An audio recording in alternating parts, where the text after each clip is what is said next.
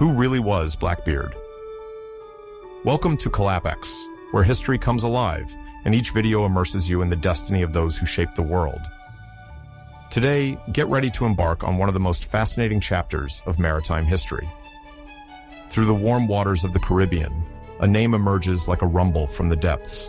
Blackbeard. Master of terror at sea, feared captain, he inflamed stories and haunted the coasts of the New World. His silhouette, crowned with smoking locks, has etched itself into the collective imagination as that of the ultimate pirate. But behind the legend, one question remains. Who really was Blackbeard? Merely a privateer turned criminal? Or the very incarnation of maritime chaos whose myth surpassed the man? But before setting off on a new adventure, don't forget to like the video and subscribe to the channel so you don't miss anything. Thank you, and bon voyage.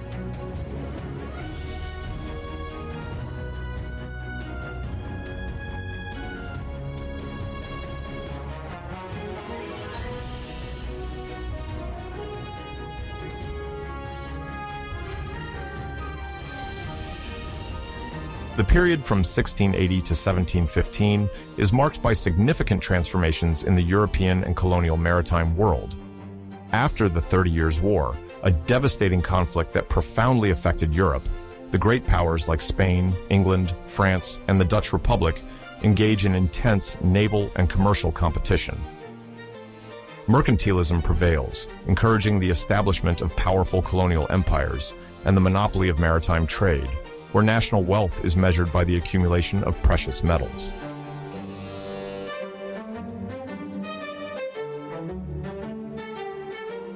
After the Treaties of Westphalia in 1648, Europe experiences a lull that allows the great powers to consolidate their colonies and trade routes. Spain, once the mistress of the seas, sees its hegemony decline under the pressure of military losses and competition. Conversely, England develops its fleet thanks to parliamentary support, investing in shipbuilding and the training of sailors in ports like London, Bristol, and Plymouth. Louis XIV's France, with Colbert, modernizes its arsenals and develops a navy for war and commerce. The Dutch Republic, expert in navigation, maintains a prosperous trade network to the East and West Indies.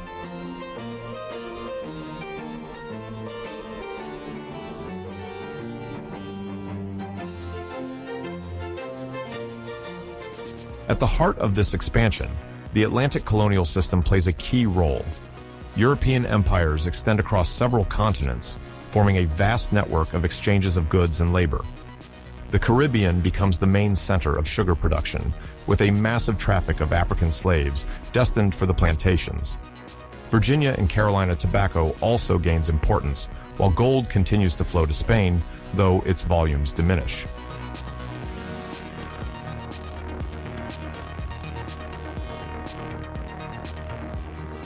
This intensification benefits especially the powers capable of securing their convoys and controlling their colonies. England strengthens its navy after its conflicts with the Dutch Republic during the Anglo-Dutch Wars. The latter remains feared for the quality of their ships and sailors. France, under Louis XIV, builds military ports like Rochefort and develops Saint-Malo as a base for privateers. These seamen, armed by private individuals and carrying letters of marque, legally attack enemy ships. From 1680, the Saint-Malo privateers gain audacity, weakening the Spanish monopoly in the Atlantic.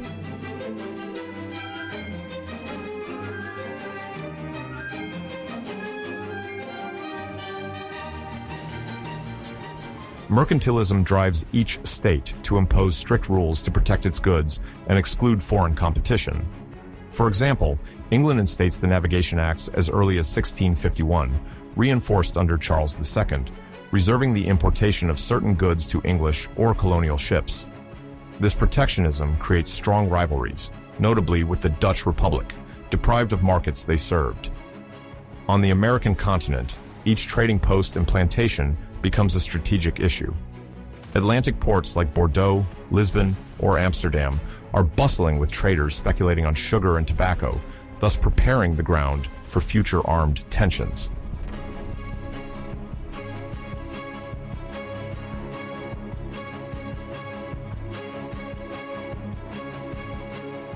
Despite its gradual decline, Spain remains a major player in the Atlantic, thanks to its colonies in Central and South America. Its convoys, called flotas, continue to transport precious metals and goods to Seville, although pirate and privateer attacks are more frequent.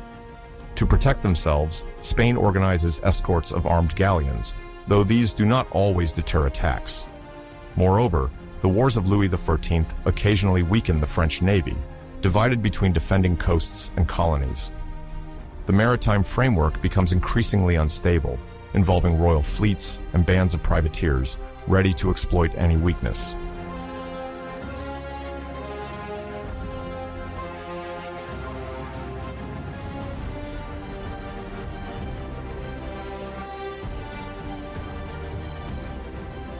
In the early 1700s, the Royal Navy established itself as the dominant force. England, thanks to the rise of its merchant bourgeoisie, built larger and better armed ships. Advances in naval engineering made its fleet the most well-structured in Europe. Holland maintained a significant merchant fleet, but struggled to compete militarily. France, after success under Colbert, saw its finances and shipbuilding affected by the wars of Louis XIV. Gradually, England gained hegemony on the high seas.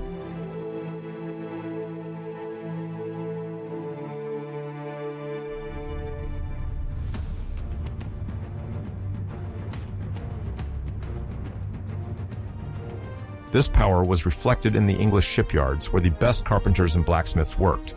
London also invested in port infrastructure to accommodate a large number of warships. Meanwhile, Saint-Malo, in the northwest of France, emerged as a haven for dreaded privateers, harassing English and Dutch convoys. Supported by the monarchy in times of war, these captains weakened enemy trade. However, the balance was shifting. France was devoting more resources to its land armies, while England focused on its maritime dominance and the organization of its colonies in North America.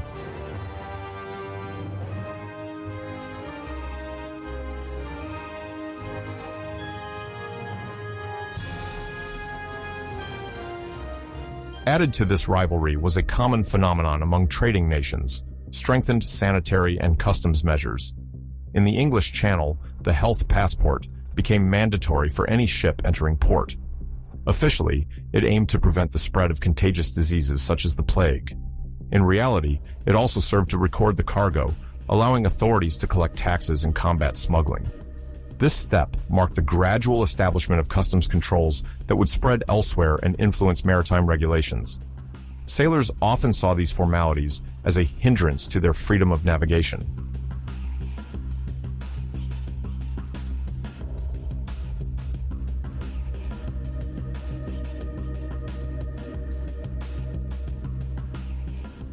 In this context of fierce colonial competition, the health passport in the Channel illustrated the state's desire to regulate maritime flows, both in terms of health and finance. Urban growth, increased trade, and the need to regulate traffic made the sea a more and more supervised space. Captains had to justify their cargoes to port authorities. Gradually, the Channel became a field of administrative experimentation, foreshadowing more complex maritime laws. While the privateers of Saint-Malo maintained a certain freedom to attack enemy ships, England refined its Royal Navy to dominate the oceans for the long term.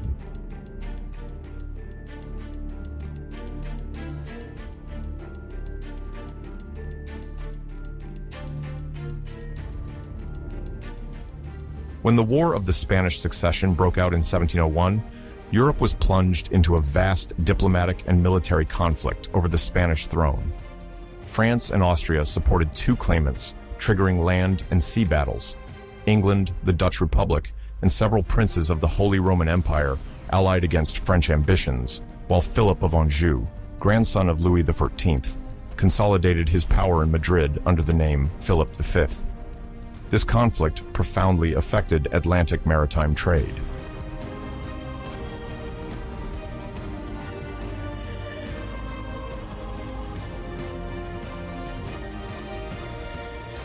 The war lasted over a decade, with major naval engagements in the Atlantic and near the American colonies.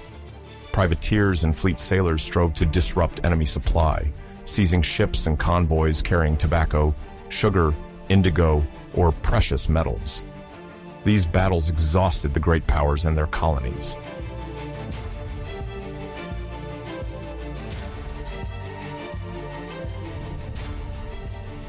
In 1713, the treaties of Utrecht redrew the map of power in Europe and the colonies.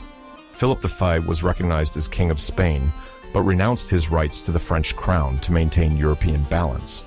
England obtained significant commercial advantages, notably the asiento, exclusive rights to supply African slaves to the Spanish colonies, strengthening the power of its merchant marine and the prosperity of ports like Liverpool and Bristol.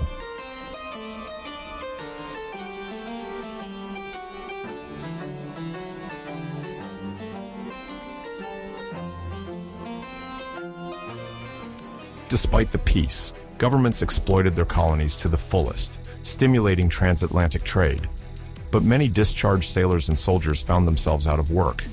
In major Atlantic ports like London, Amsterdam, or Le Havre, former privateers sought to embark on merchant ships, but positions were scarce and reserved for qualified officers.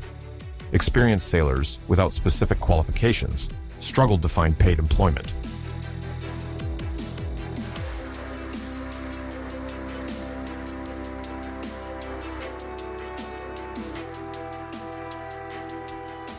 It is then that the gray privateering emerges, blending legal and illegal practices.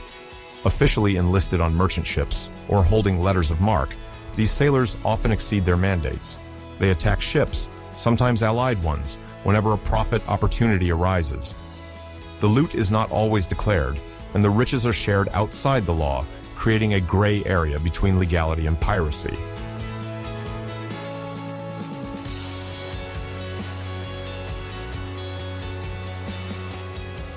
In the Caribbean, the situation is explosive. The islands once disputed are now poorly monitored after the end of the official war. Many ports like Nassau are devoid of governmental authority. Governors lack the means to restore order, and the forts are often ill-equipped. Some of the privateers then form true pirate crews, seeking to control the trade routes still dominated by a few large companies.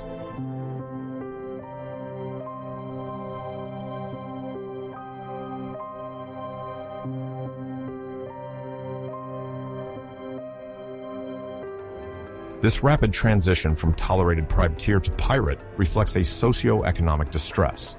Many former sailors receive neither pay nor compensation.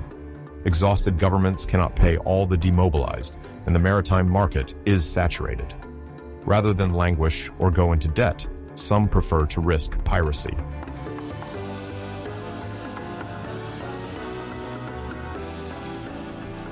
Deprived of stable jobs, these captains indiscriminately attack merchant ships. The crews, composed of English, Scots, Irish, French, Dutch, and Creole buccaneers, unite around loot that is shared more equitably than during wars. This cosmopolitan pirate environment surpasses national grudges, uniting those seeking to survive and enrich themselves in a closed colonial system.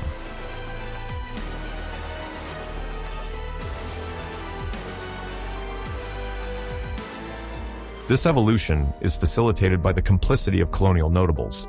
In remote ports, some governors turn a blind eye to the resale of captured cargoes, while barter and smuggling become widespread, supported by merchants eager for sugar, tobacco, or spices. The royal authority is weak, giving way to unofficial negotiations and tacit alliances. The first pirates find refuge and support within the colonial structures themselves.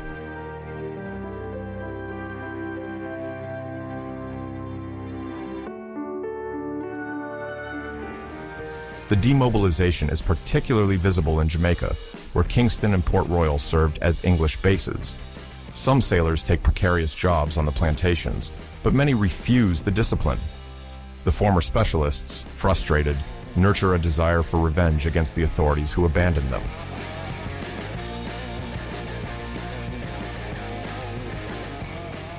An anecdote illustrates this situation.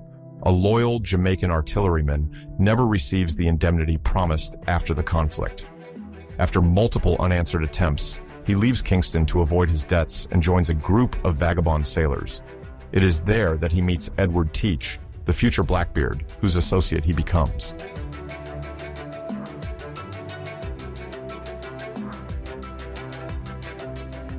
This type of journey is common in the Antilles, where ignored men choose marginality. Social tensions rise, exacerbated by the gap between wealthy planters and resourceless sailors. The colonial assemblies worry about the rise of banditry, but lack the means or will to organize patrols. This power vacuum strengthens the pirate brotherhoods.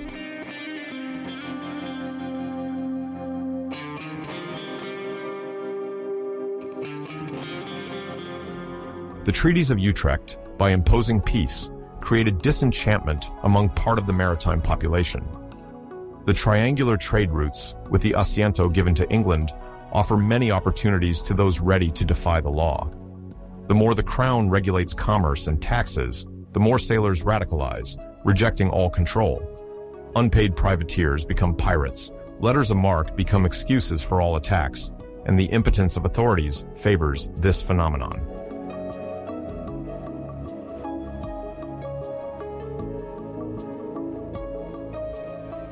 At the dawn of this era, hundreds of sailors travel from island to island, seeking adventure and quick gains, while the authorities struggle to impose order. This alliance of former privateers, opportunistic traders, and lenient governors heralds the Golden Age of Piracy. The Caribbean becomes the stage for irreversible changes in the colonial balance and its ambitions.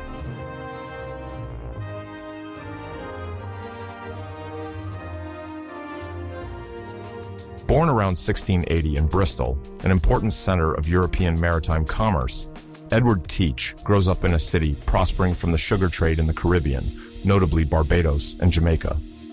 The Bristol merchants developed commercial networks linking the plantations to English warehouses. The docks were bustling with workers, traders, and sailors, while the smell of molasses filled the air.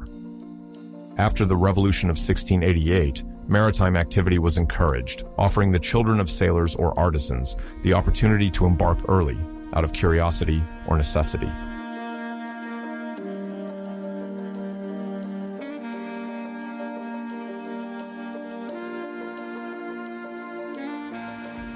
For Edward, the proximity to the port shaped his worldview.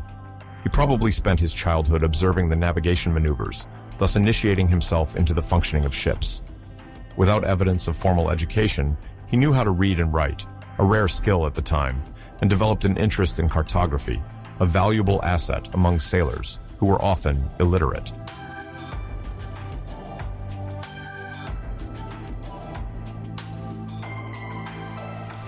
Toward the end of the 1690s, at around 15 years old, he embarked on a coastal vessel along the English coasts. This coastal navigation allowed him to acquire practical experience in coastal navigation, reading the wind, observing the tide, using charts to identify shoals and distances.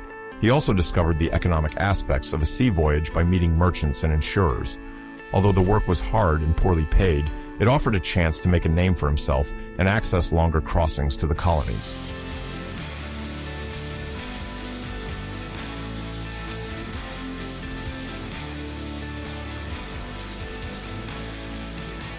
At the beginning of the 18th century, England was strengthening its colonial presence in the West Indies, with Jamaica conquered in 1655 as a major center of sugar production and the slave trade. It was probably in the early 1700s that Edward Thatch made his first oceanic crossing to the Caribbean. This 6 to 12-week voyage was a rite of passage. Upon arriving in Jamaica, he joined a colonial navy, often semi-official, where he learned military discipline, the hierarchy on board, and piloting in tropical waters under the growing protection of the Royal Navy.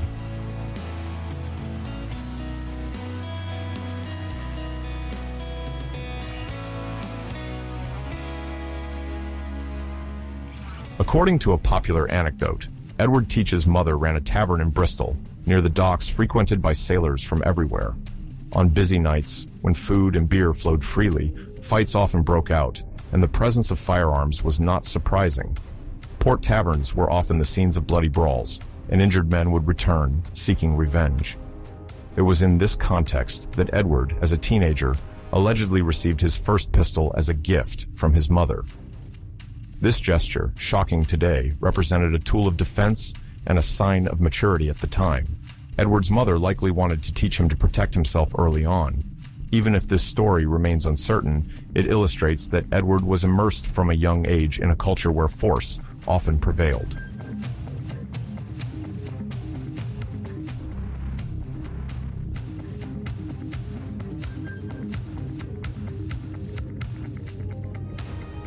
To understand this episode, one must place the distribution of weapons in the context of early 18th century English maritime society. Ports like Bristol, London, or Plymouth hosted demobilized soldiers, apprentice navigators, and rogues, where the line between legality and piracy was sometimes blurred. English commerce partly depended on legitimate privateering, allowing certain ships to attack enemies during wartime. Rumors of confrontations, quick fortunes, betrayals, and brotherhood constrained the imagination of the port people, including Edward. In this violent world, a pistol meant power and security. It is therefore plausible that Edward received this weapon from his mother, eager to protect him or ensure him respect. This anecdote, partially mythical, symbolizes the harshness of maritime life.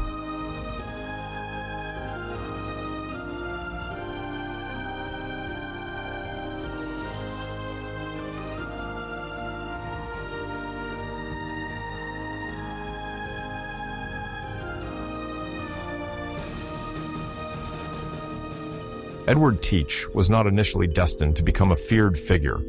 In the early 1700s, he was a curious young man, torn between his mother's tavern, his early coastal navigations, and his future departure to broader horizons. The Port Society of Bristol offered him multiple opportunities to forge his character between the rigor of dock work and the carefreeness of the underbelly where alcohol and gambling reigned. The tales of older sailors about their naval or privateering campaigns initiated him into the complex alliances between England, France, Spain, and the Dutch Republic, struggling for control of transatlantic routes. These stories sharpened his geopolitical awareness and his thirst for adventure. It is therefore not surprising that a few years later, Edward embarked for Jamaica, where the Royal Navy was recruiting to protect sugar convoys. This step marked the beginning of his official path, heralding days filled with challenges and uncertainties.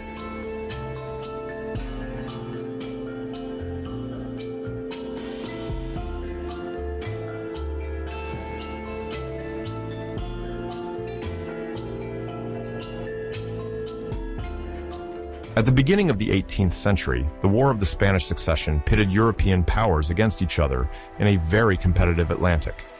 England, France, and Spain fought for control of trade, sea routes, and colonies. Many sailors became privateers, authorized by letters of marque to attack enemy ships for their sovereign. Among them, Edward Thatch, the future Blackbeard, made his debut in the Caribbean between 1705 and 1713.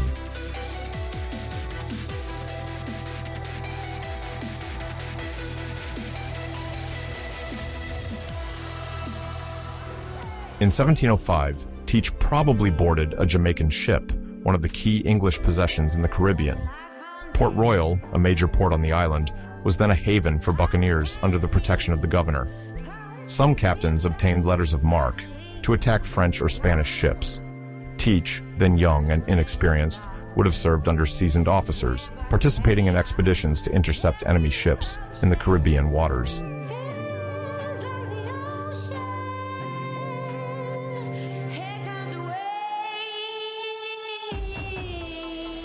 On board a Jamaican privateer, Thatch learned combat navigation, maneuvering a sloop or brigantine, using artillery, and coordinating the crew during boardings. The confrontations mostly took place off the coast of Martinique, a strategic French island where ships laden with sugar or tobacco anchored. At the sight of an enemy vessel, the crew prepared, cannons and muskets loaded, sailors armed for close combat. The spoils varied from small boats transporting raw sugar or rum to larger ships offering substantial booty. Thatch quickly gained the reputation of a skilled and fearless sailor.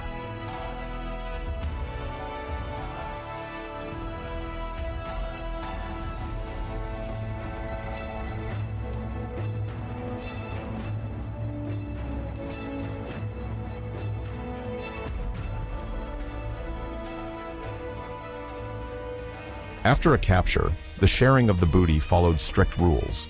Each member received a share according to their rank and role. The captain, often the initial financier, got the largest share, while the sailors received smaller but significant shares. Provisions, tobacco, and valuables were sorted and then sold in friendly ports or on clandestine markets. This organized system was the very foundation of privateering, where adventure and financial reward motivated the sailors.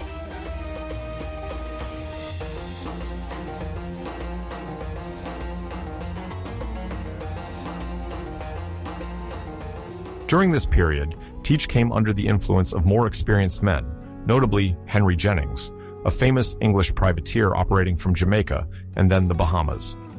Jennings, active towards the end of the 17th century, distinguished himself during raids against Spanish and French colonies, taking advantage of the War of the Spanish Succession. He unofficially headed the Nassau Company, named after the island of New Providence, where Nassau served as a refuge for buccaneers and privateers. This network allowed several captains to coordinate their attacks, exchange information, and assist each other. Teach, young and ambitious, would have been encouraged by Jennings to cultivate boldness and determination, essential to assert oneself in privateering.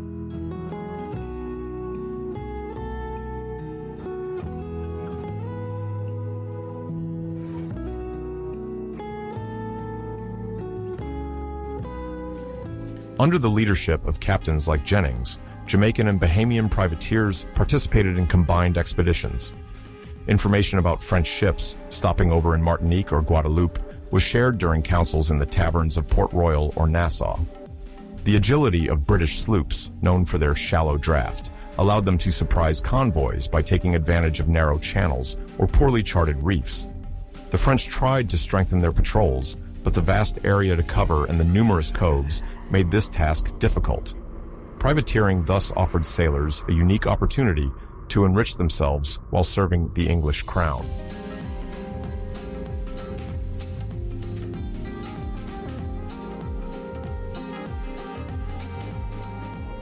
Archives mention several captures of small French boats off the coast of Martinique or Dominica, often loaded with provisions destined for garrisons. Teach, a key player in the boardings, quickly learned to distinguish targets worth pursuing. Some sources also mention brutal interactions with opposing crews, punctuated by threats to obtain information. However, among privateers, there also existed a form of solidarity. Some stripped French sailors were sometimes left free to return to the coast, even without provisions. Teach evolved in an environment where cunning, strength, and negotiating skills were essential.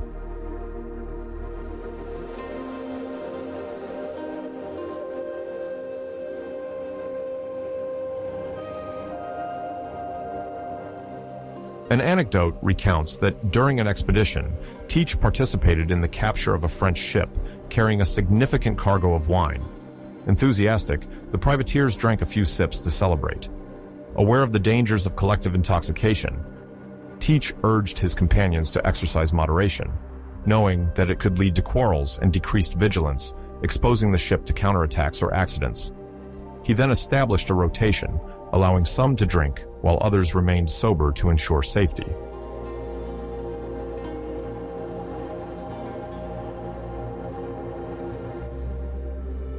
This discipline, novel for some corsairs accustomed to partying, reflected the complex personality of Teach, the future Blackbeard. Far from being just an adventurer, he demonstrated organization and foresight. Controlling the crew, managing supplies, and avoiding unnecessary violence during boardings were priorities. Despite his young age, he understood that self-control was crucial for the survival and success of a privateering enterprise. The officers, initially surprised, recognized the importance of controlling alcohol consumption, especially in wartime situations where every moment of vigilance counted.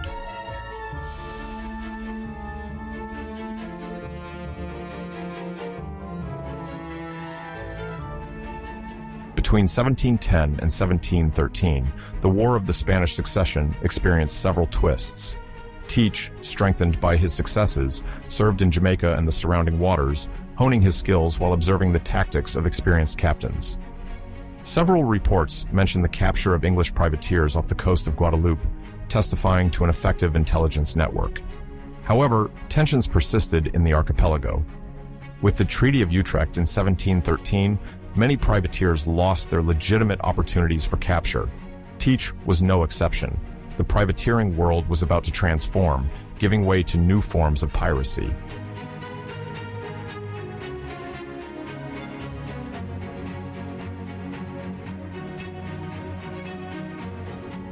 Nassau in 1716 wasn't just another Caribbean port, but an enclave outside any state control, nicknamed the Republic of Corsairs.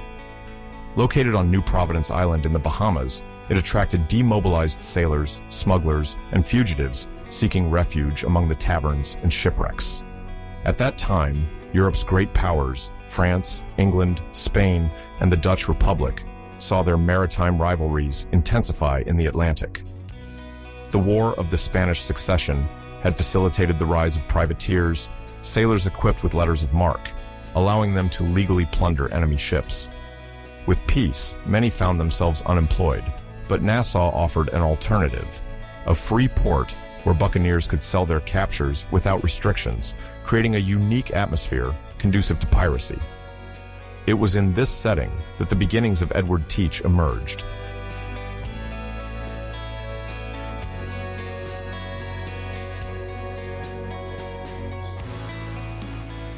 Thatch, probably born around 1680, already had solid maritime experience. Possibly originating from Bristol, England, he had learned to navigate and handle weapons.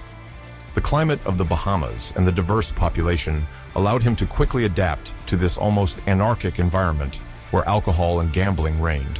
He distinguished himself by his robust appearance, his skill with firearms, and his daring, often sporting several pistols at his belt, a rare habit even among privateers. Despite this budding reputation, he was not yet the famous Blackbeard, but an ambitious sailor seeking his place in the New World.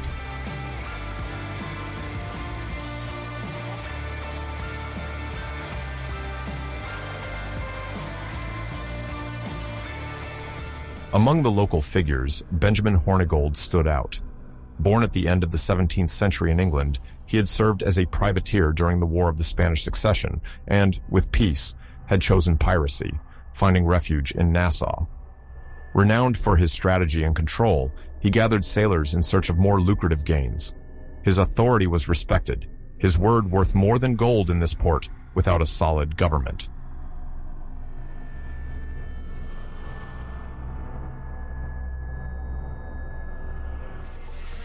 In 1716, Hornigold commanded a fast sloop, the Ranger, appreciated for lightning attacks.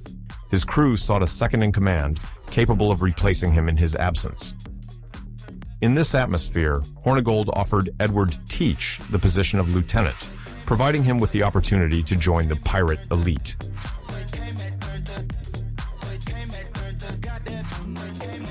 Accepting this role, Thatch joined a family governed by a strict code of conduct.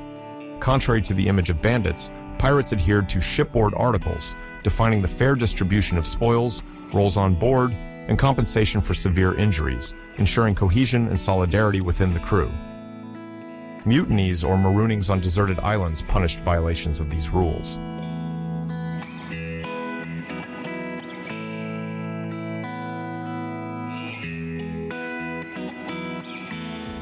As a lieutenant, Thatch oversaw the distribution of shares and maintained discipline, reinforcing his authority. In an environment where trust could quickly be broken, he had to maintain peace among men often scarred by war and hardship. His bravery and skill in managing the crew forged his rising legend.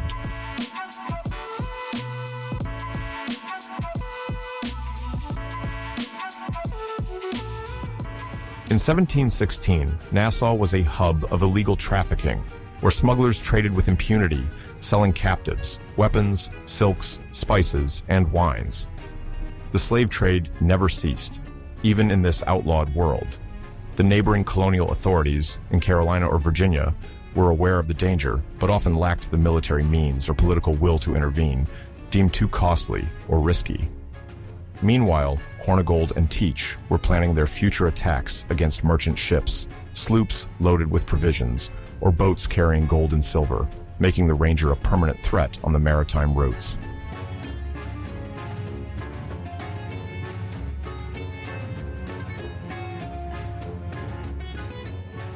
Life on board, however, remained difficult. Long days and uncertainty maintained a tense atmosphere. Piracy was not always motivated by hatred of the crowns, many sailors having found an alternative after the end of conflicts, attracted by a risky but potentially high salary. Rumors of exceptional captures fueled the hope of rapid fortune.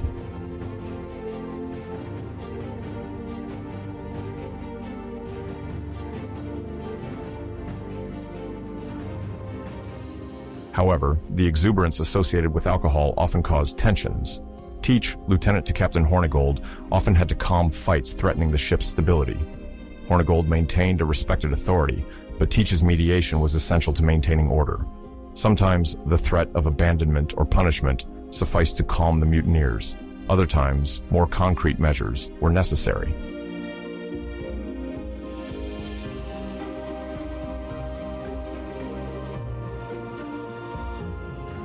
An episode illustrates this delicate management. A rumor of mutiny circulated among men dissatisfied with the distribution of loot deemed unfair. Instead of suppressing, Hornigold entrusted Teach with the task of appeasing the crew by promising that during their next stopover in Hispaniola, they would find powder and women. That is, ammunition ensuring fruitful battles and companions for the festivities. This promise, blending material prospects and pleasures, was enough to dispel the plot.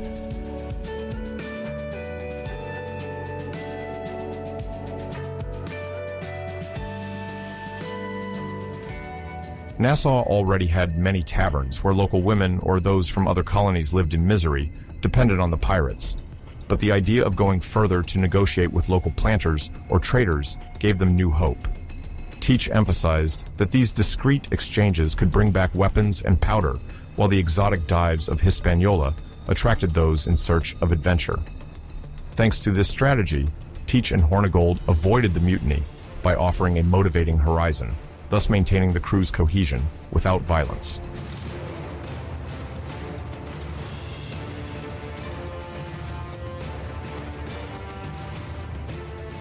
The concrete elements that Hornigold emphasized during the internal negotiations confirmed his diplomatic talent. Unlike more brutal captains, he preferred to ensure his men's loyalty through implicit agreements rather than terror. He even occasionally allowed crew votes on certain decisions, such as route choices, although his advice remained predominant. Teach learned much by his side. To lead radical sailors, it was better to inspire enthusiasm than fear. This lesson later influenced his own command.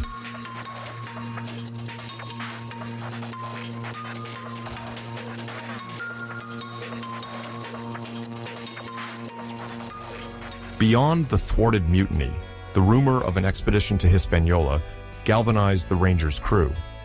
The sloop was repaired to withstand the high seas for several days, and the provision cargo was completed for an extended mission. The noise of this raid spread to Nassau, arousing curiosity and jealousy among the buccaneers. Fearing leaks, Hornigold decided to set sail as soon as possible. Teach reaffirmed his authority as lieutenant through surprise weapon inspections, communal fund inventories, and boarding exercises.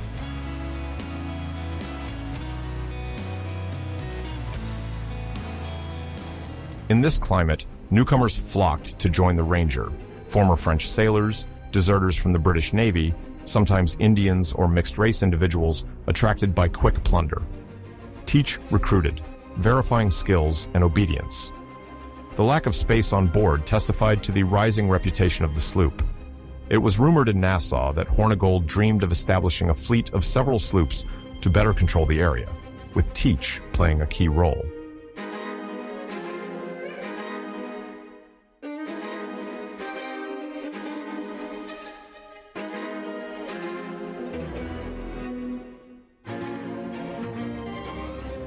Over the weeks, Nassau attracted more and more ex-privateers, some refusing the royal pardon offered by colonial governors, others fearing the resumption of hostilities with their letters of marque. But for the moment, the pirate future seemed the most tangible. No obligation to a distant crown, nor dependence on treaties. Free, Hornigold, Teach, and their companions planned to roam the maritime routes as opportunities arose, while enjoying a tolerant, or even complicit, home port.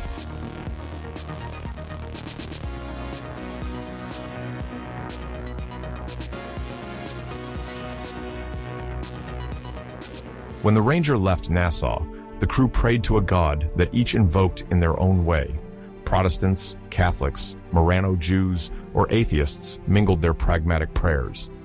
Offshore, as soon as a sail appeared on the horizon, everyone prepared. A well-armed ship was avoided, a more vulnerable one was subject to a quick boarding before the alert could be given. Teach, from the top of the poop deck or in the rigging, scanned the ocean, eager to prove to Captain Hornigold that he deserved his trust.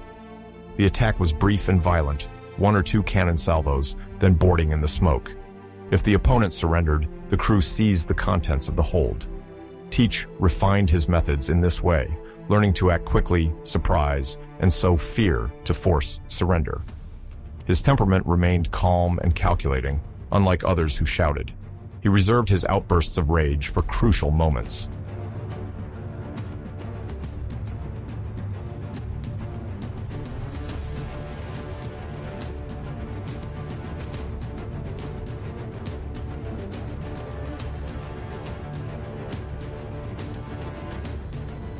Life on board the Ranger was sometimes stormy, but success united the crew. The loot was divided according to clear rules. The captain received a slightly larger share. The quartermaster, the gunner, and the surgeon had their guaranteed share. Teach, who became a lieutenant, increased his income, allowing him a few luxuries like a well-cut garment or an extra ration of rum. The wounded received a bonus to compensate for their suffering and avoid poverty. This fair distribution prevented tensions.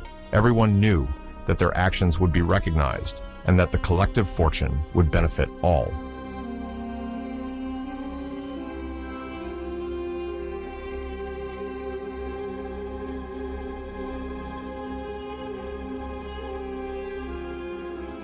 The year 1716 marked Teach's entry into piracy. Under Hornigold, he acquired the necessary tactical and diplomatic expertise. In Nassau, the Republic of Privateers without real authority became his moral learning ground, where he understood the importance of maintaining cohesion through calculated promises and implicit threats.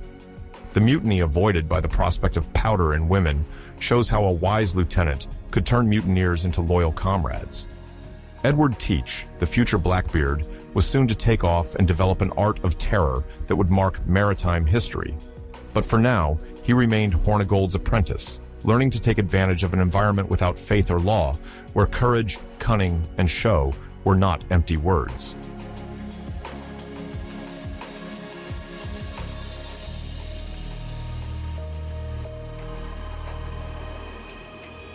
In 1717, Edward Thatch, then a lieutenant under the privateer Benjamin Hornigold, began a decisive turning point in his career. Until then loyal to Hornigold, recognized in Nassau for his experience and role in the defense of pirates, Thatch saw the arrival of a new official announcement. The British Crown offered a royal pardon to pirates willing to renounce their illegal activities. Hornigold accepted, seeking a more stable life, while Thatch doubted and preferred to continue piracy, attracted by quick fortune and his growing notoriety.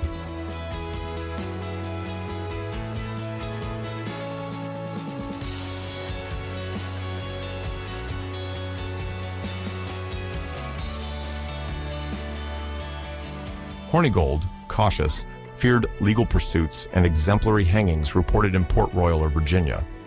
Therefore, he chose amnesty, abandoning the more radical ones. Thatch, on the contrary, saw this as an abdication and gathered around him a loyal crew, strong in his experience of Caribbean trade routes and strategy.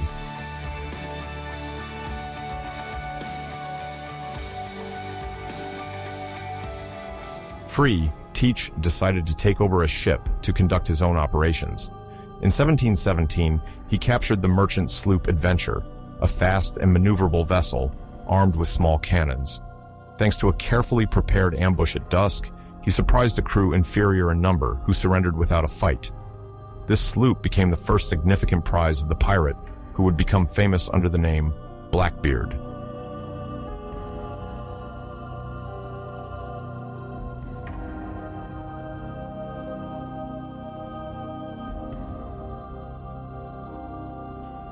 Once the Adventure was under his control, Thatch strengthened his arsenal and personalized his ship. In this universe, where image counts almost as much as cannons, his flag became a crucial deterrent element. He displayed a flag with a skeletal figure, sometimes described as a devil, holding a spear and an hourglass, symbolizing that death is near and time is short. This flag marked his independence and his authority over the crew.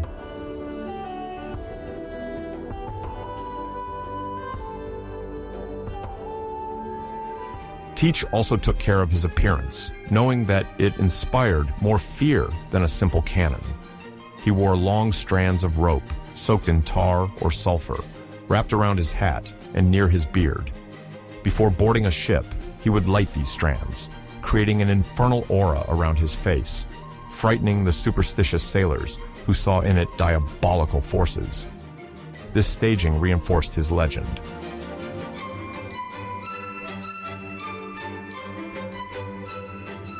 Master of the adventure and supported by a daring crew, Teach targets the trade routes of French and British merchants. He does not seek to plunder without limit, but to forge a reputation that causes his adversaries to surrender quickly. He sometimes presents himself as a vigilante defending a certain freedom at sea, denouncing the corruption of governments and the greed of wealthy merchants. His speech, amplified by his men, is part of pirate propaganda. Teach also shows that he can be merciful to those who respect him.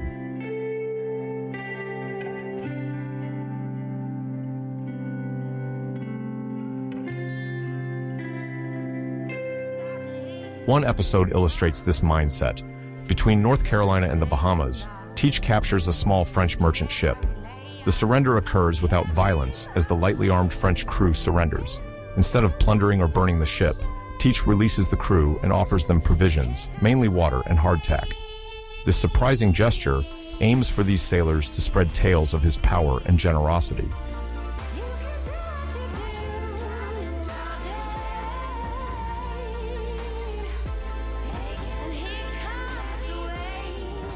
Teach's goal is to sow confusion among his adversaries, French sailors who return telling tales of a bearded captain who is both terrifying and merciful, create doubt. One of the rules of pirate tactics is to win before even engaging in combat by pushing the enemy to surrender quickly. Thus, surrender facilitates boarding and limits risks. Teach knows that a formidable reputation can be as effective as a cannonball. These stories, amplified in the taverns of Saint-Domingue and Martinique, disseminate the essential message: Blackbeard is formidable, but magnanimous.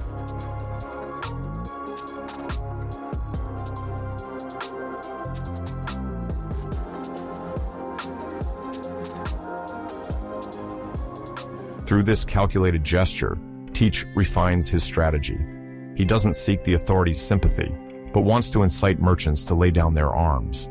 Ships captured without resistance are plundered more quickly and suffer fewer losses. This efficient piracy limits direct combat and preserves the prizes in good condition. An intact ship can be sold or integrated into the fleet, which is valuable since the royal arsenals strictly control hulls, rigging, and cannons.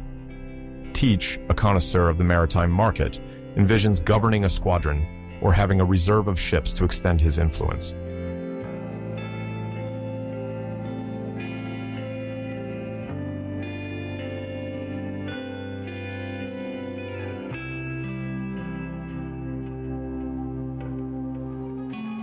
His new identity also relies on crew cohesion. The absence of Hornigold, his former mentor, creates a void. Teach must manage violent or mutinous sailors, some quickly demanding their share of loot, others seeking glory. He establishes a code inspired by the one he knew: equitable distribution, accounting for supplies, recognition of roles, master gunner, carpenter, improvised surgeon. He even seems to offer rum or gold to those injured in combat, ensuring loyalty and efficiency.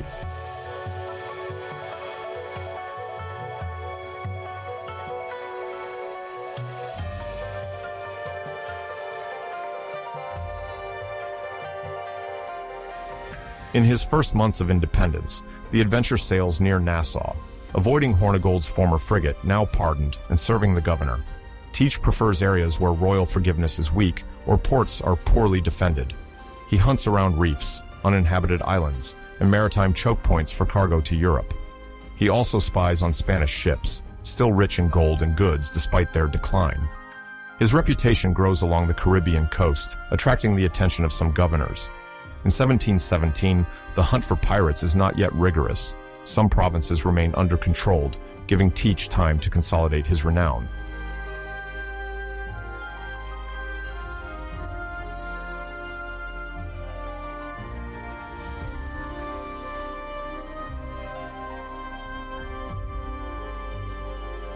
Simultaneously, Teach discreetly seeks support among notables benefiting from pirate money. Privateers and pirates often sell their loot on parallel markets through influential intermediaries. Corrupt merchants from Charleston or other southern ports agree for a commission to convert the bounty into cash. Though secretive, Teach manages to secure the favor of these merchants in the shadow of authorities who claim to combat banditry but turn a blind eye for financial reasons.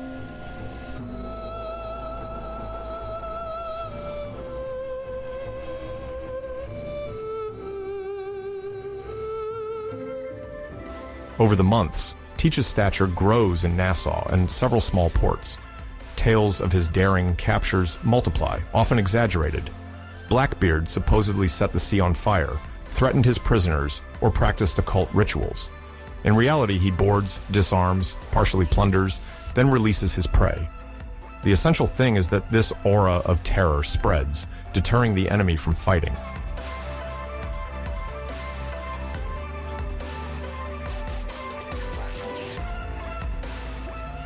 The antagonism between those who accept the pardon and those who refuse it crystallizes differently depending on the islands. For Hornigold, returning to the fold is a done deal. His former renown as a privateer does not prevent him from now hunting pirates who refuse the crown's terms. Friendships might have existed between him and Teach, but they fade as their interests clash. Teach considers this turnaround dangerous because Hornigold knows his methods and weaknesses. No direct confrontation occurs in 1717. Hornigold secures Nassau, while Teach multiplies his raids on the island's periphery. When they cross paths, a stalemate ensues. Teach avoiding a risky confrontation near Nassau, Hornigold being cautious about the governor's trust.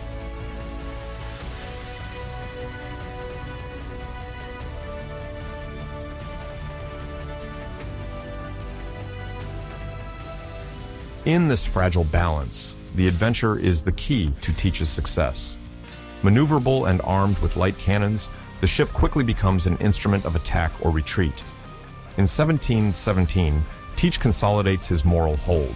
Pistols always loaded, sabers sharp, skeletal flag hoisted, smoldering rope matches before boarding. Accounts speak of dark smoke on the Adventure's deck during quick interventions, spreading panic among enemy lookouts who saw a ghostly ship cutting through the horizon.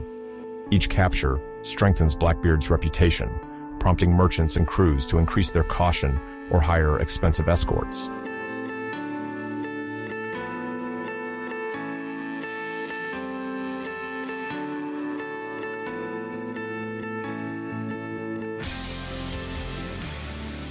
Teach knows he cannot limit himself to small vessels.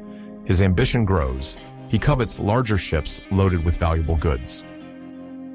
The post-Utrecht peace colonial tensions of 1713 offer fertile ground as the authorities struggle to coordinate their efforts while trade routes flourish. Aware of this opportunity, Teach plans to expand his range, but for this, he will need to strengthen the Adventure or capture a more impressive ship.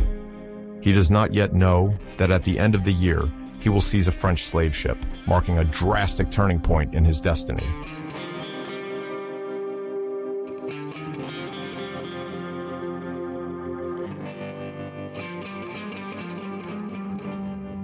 The year 1717 seals the birth of Captain Blackbeard as an independent figure. As his exploits reach the governors of Carolina, Virginia, or the French islands, his name transitions from rumor to public enemy status. Merchants, worried for their cargoes, tell stories of a pirate capable of instilling fear by his mere presence, yet shrewd enough to release prisoners with provisions, thus spreading tales to ensure swift submission. Colonial authorities become aware of the growing scourge he represents.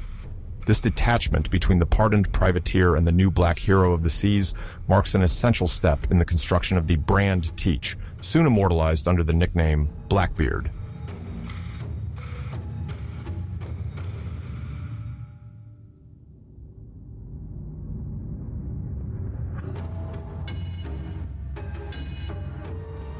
On November 28, 1717, off Guadeloupe, a major episode disrupts the fragile balance between colonial powers. Edward Thatch, known until then for modest expeditions, swiftly captures the French slave ship La Concorde. This success marks a turning point in his career and heralds the arrival of the formidable Queen Anne's Revenge.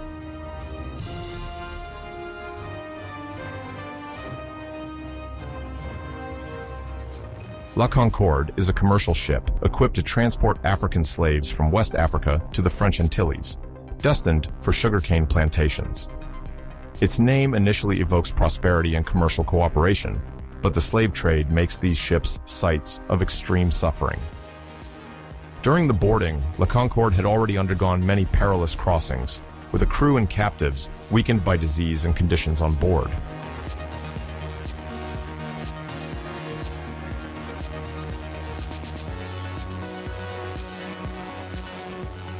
Teach, who monitors the routes of slave ships, prepares an ambush.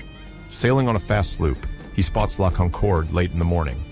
The pirates rely on the element of surprise and terror to force a quick surrender. When the lookouts see the black flag, it is too late. The boarding begins before La Concorde can maneuver.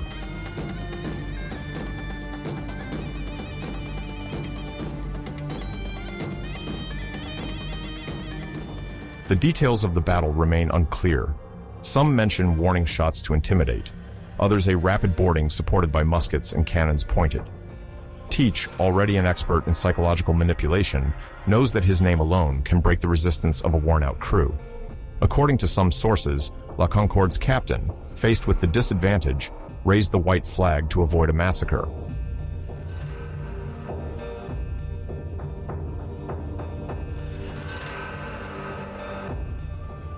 Once the ship was captured, Teach exploited its potential.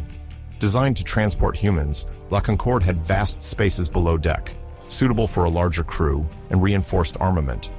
Teach undertook repairs and upgrades, strengthening the hull and decks. He aimed to increase the armament to 40 cannons, well beyond the standards of pirate sloops, to compete with pirate hunters and some warships.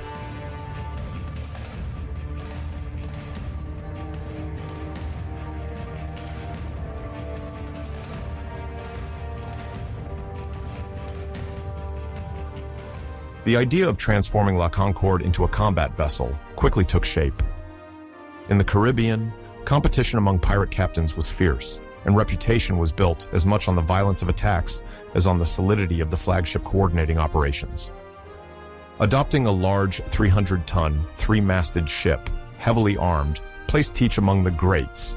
He could threaten more convoys, intimidate isolated captains, and hold his own longer against the Royal Navy. The 40 cannons varied in caliber, some for pursuit, others to tear through hulls during close combat. This firepower, combined with Teach's tactical skill, would make the ship a feared symbol as far as the North American colonies.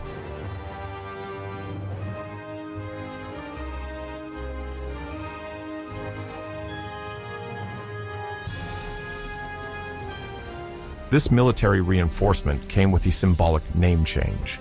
Teach, following the pirate tradition of renaming a ship to break with its past, chose Queen Anne's Revenge. This name intrigued, evoking Queen Anne, the last Stuart sovereign, whose reign was marked by political upheaval and the War of Spanish Succession.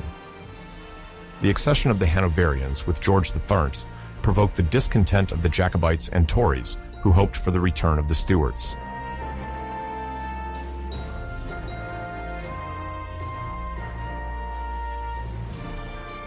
By naming his ship thus, Teach sent a message to those who lamented the disappearance of the Stuarts.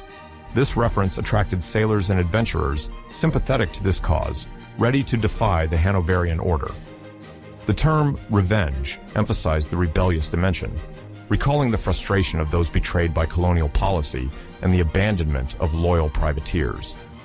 The ship became a standard of anti-Hanoverian sentiment, even though, day to day, the motivation remained loot, freedom at sea, and survival.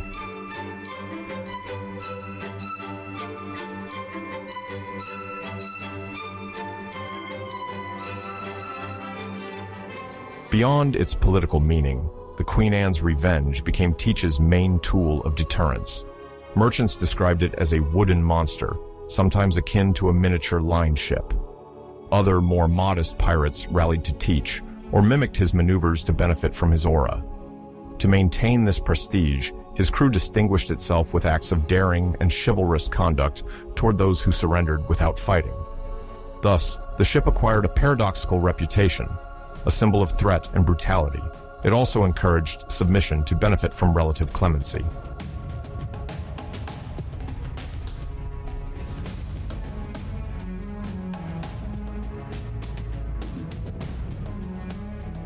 When Teach took possession of La Concorde, he found captured Africans on board, either shackled or watched over by the French crew. Some were exhausted, sick, or injured from the long journey from the African coasts. For these captives, the arrival of the pirates was a moment of confusion. Between iron chains and the fear of violent raiders, no fate seemed reassuring. However, unlike many slavers or privateers, Teach did not necessarily seek to sell these men. His goal was to build a reliable crew and strengthen his naval dominance. He adopted a surprising strategy, officially granting freedom to several of them.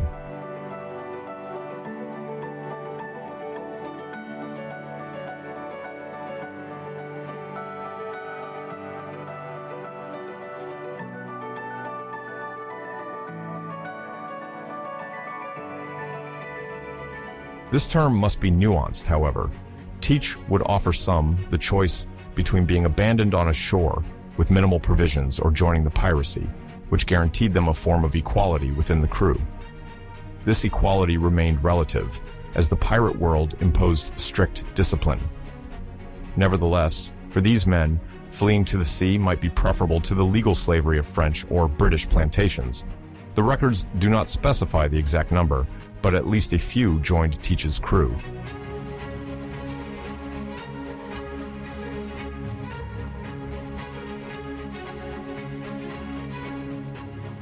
For an audience not very familiar with early 18th century piracy, it is important to note that many pirate ships already included sailors of color, both former slaves and free men, especially in the Caribbean.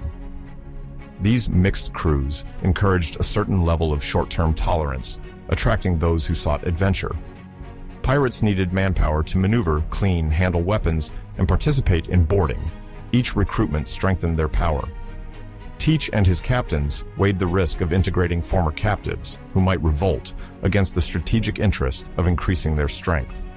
According to several historians, this pragmatic coexistence could foster a shared sense of belonging, reinforced by codes of honor, advocating for an equitable distribution of loot and compensation for the injured, regardless of their origins.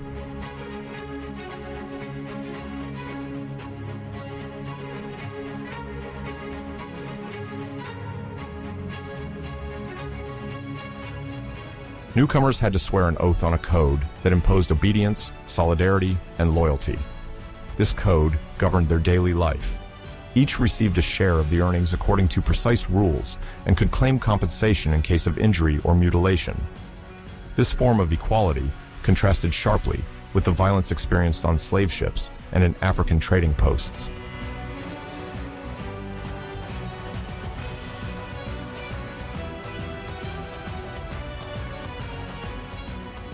Beyond this partial liberation, the episode illustrates the complexity of the pirate world, both ruthless and bearing some values of equality absent from the colonial system.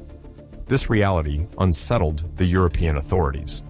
A ship like the Queen Anne's Revenge, under a charismatic captain, gathered sailors from diverse backgrounds around a common project of survival, enrichment, and defiance against established powers.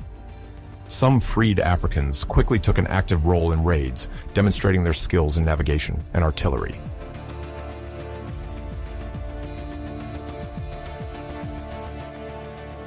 In a few weeks, La Concorde was transformed. The shipwrights and marine tinkers of Teach's crew reinforced the decks and added gun ports to install more cannons. The holds were rearranged to store gunpowder, cannonballs, provisions, and stolen goods. The sails were sometimes re-dyed or changed to imitate a merchant ship and surprise the enemy.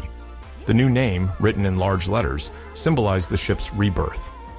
Roles on board were distributed among experienced sailors, the captain's second, and novices seeking adventure.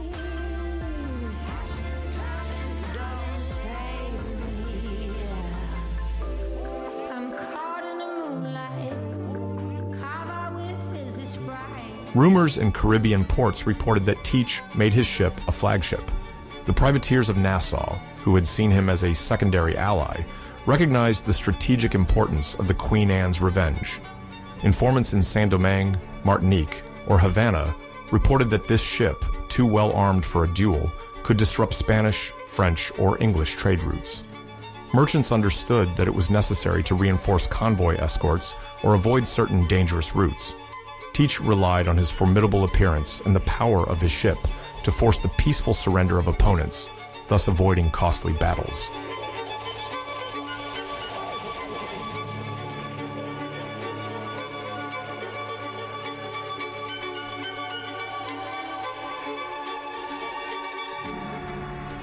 Official documents report the loss of significant wealth for the French shipowners. Even if Teach did not seek to perpetuate the slave trade, he seized the goods on board, provisions, fabrics, cash, or tradable metals. This capture was part of a series of attacks carried out by several pirates in the region. However, Teach's particular fame, fueled by his spectacular image and the emerging myth, made the capture of La Concorde a singular event, reported in all the colonies and in Europe.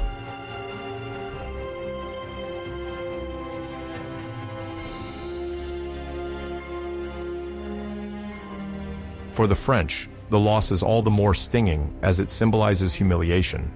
The ship named Concorde, synonymous with harmony, falls into the hands of an English renegade, a master in exploiting colonial weaknesses. This reinforced the idea of an urgent international alliance against piracy. Yet, in 1717, the rivalry between France, England, and Spain prevented any large-scale coordination. Local governors had to deal with unequal naval forces, often insufficient against the threat posed by the Queen Anne's Revenge.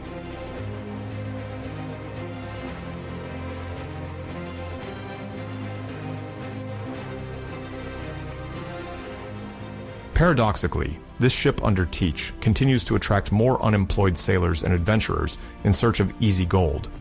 The American colonies in the Caribbean buzz with tales of the successes of Captain Blackbeard. In the taverns, stories are told of how Teach, with his hemp fuses lit during battles, inspires fear. These stories amplify public fascination. While the authorities depict pirates as bloodthirsty criminals, the collective imagination often sees them as rebels, defying colonial injustice, a refuge for the oppressed. The rumor that Teach may have freed some African captives adds a dimension to this emerging legend.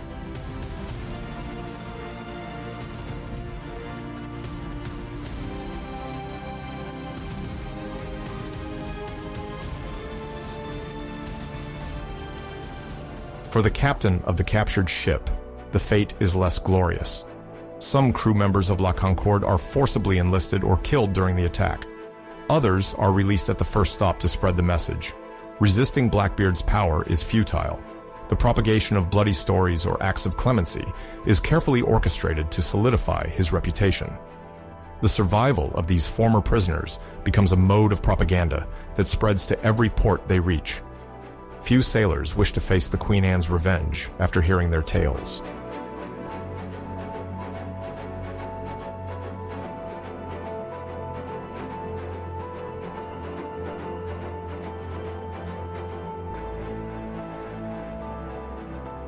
The capture of La Concorde, which became the Queen Anne's Revenge, is part of a complex historical context involving piracy, the slave trade, colonial rivalries, and dynastic loyalty in England.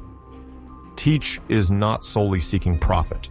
Like many captains, he uses symbols to rally support and give a broader scope to his actions. Equipped with 40 cannons and vast storage spaces, the Queen Anne's Revenge becomes a key tool in this quest for mastery of the seas, with a diverse crew composed of Englishmen, Irishmen, French deserters, Creole buccaneers, and freed Africans.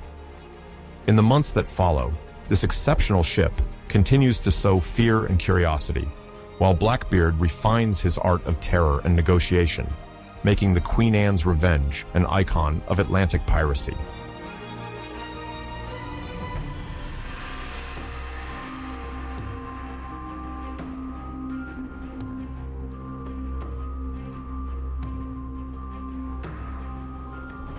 On board his imposing ship, recognizable by its dark silhouette and tall mast, Edward Teach cultivated a subtle art of terror.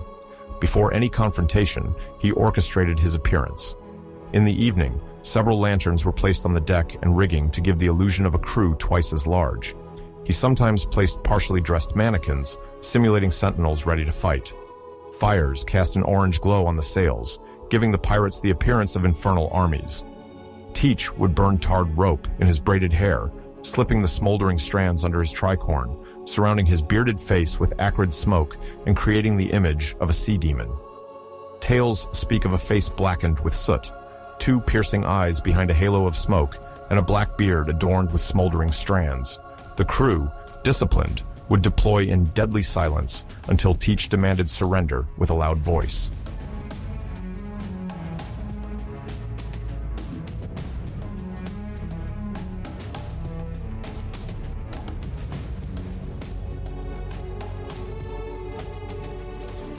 His reputation often counted for more than actual strength.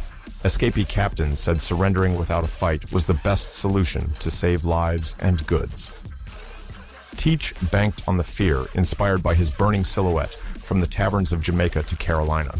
Faced with refusal, he would fire a warning shot, sending a whistling cannonball over the enemy's deck, showing his silhouette at the prow, black coat, 6 pistols slung over, and flaming beard. Each gesture reinforced his legend as a man insensible to fear and ready for anything. These tales, spread from port to port, served his propaganda. The mere mention of Blackbeard often sufficed for immediate surrender.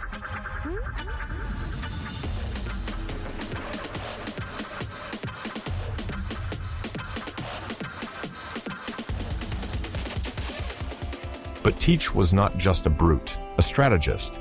He alternated between threat and negotiation. During a boarding, he did not always plunder the cargo, sometimes demanding a ransom in money, quicker to obtain and less burdensome than managing material loot or prisoners. He preferred to maintain a small, loyal crew and let most of the opposing sailors go, who contributed to maintaining his reputation. In negotiations, he could play the card of magnanimity, allowing the preservation of supplies or offering water or rum, claiming to be a pirate avenger opposed to English authority.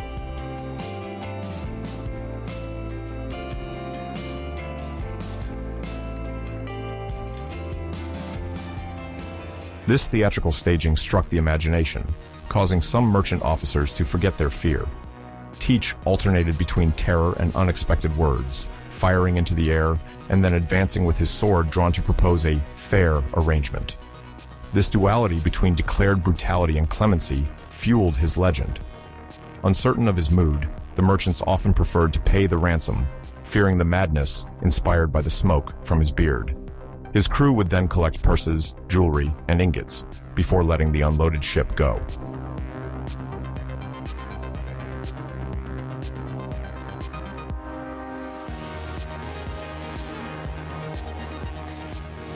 Back at port, the humiliated captains recounted their defeat, but also Teach's relative leniency. These contradictory testimonies reinforced the mystery surrounding Blackbeard. His evil appearance was vilified, yet it was acknowledged that he partly honored his word. The fear his name inspired led many to hasten their maneuvers and show a white flag at the sight of black sails, hoping to avoid a scuttling. This contradiction between a smoking devil and a rational negotiator destabilized potential resistors. Colonial officers complained to the governors how to fight an adversary who, without militarily dominating all the seas, inspired enough terror for surrender to almost occur on its own.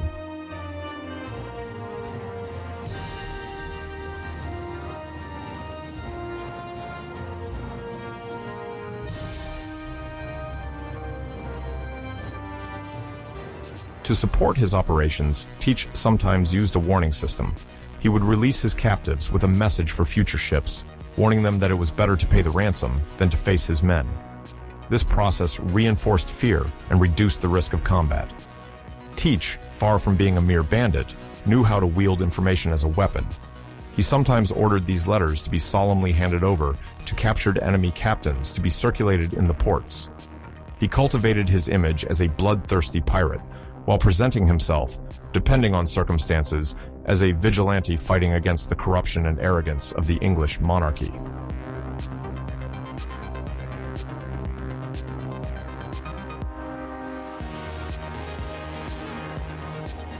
His imposing presence also contributed to his reputation. Broad chest, face shaded by a worn tricorn hat, 6 pistols slung over his shoulder, boarding sword in hand, and a blazing beard. Teach was more dangerous than he appeared, a single one of his pistols could take down an opponent. Often, a simple gesture towards his weapons was enough to impose silence or ensure an order was followed. His sailors knew that discipline on a pirate ship was swift. Teach did not hesitate to threaten directly, but the fear inspired by his appearance often prevented him from having to fire.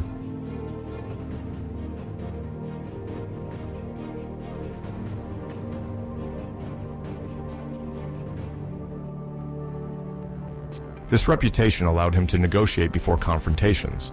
It was more profitable for a merchant to yield a few crates than to risk the destruction of his ship and the death of his crew. This speed was convenient for Teach, who did not want to manage too many illegal seizures at once. During a boarding, he would have assigned one of his lieutenants to spot the valuable crates, leaving the rest to the captain, provided the captain publicly acknowledged Blackbeard's legitimacy in his fight against the injustice of the crown. This propaganda strengthened the idea that he was not merely a profiteer, but a fighter for a higher cause. The captains, eager to be done with it, often signed any document and quickly took to the sea again to avoid the pirates' bad mood.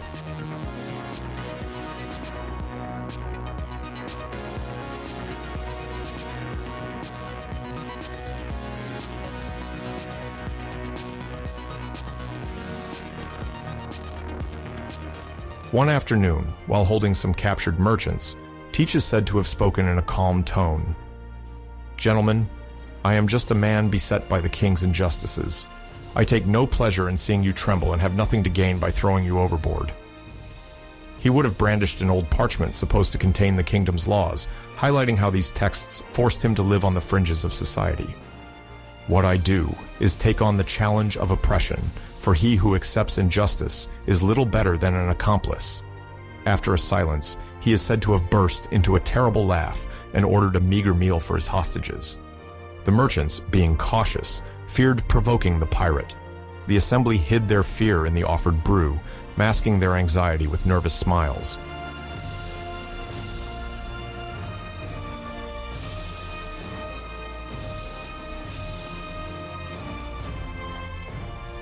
During these impromptu speeches, Teach played with the setting, pacing the deck like it was a stage, raising his gloved hand or pointing a pistol to emphasize his points. The sailors formed an intimidating circle, reinforcing the idea that the pirate preacher had widespread support. Some think these speeches, mixed with snippets of sacred texts or English history, mostly masked his desire for maximum ransom. Others believe he genuinely thought he was fighting an unjust colonial system, imposing exorbitant taxes and abandoning sailors after the war. Either way, this eloquence added an almost religious dimension to his figure, sometimes a hysterical devil, sometimes a prophet of a pirate order meant to overthrow dominance. This mix of fear and fascination guaranteed his ransoms.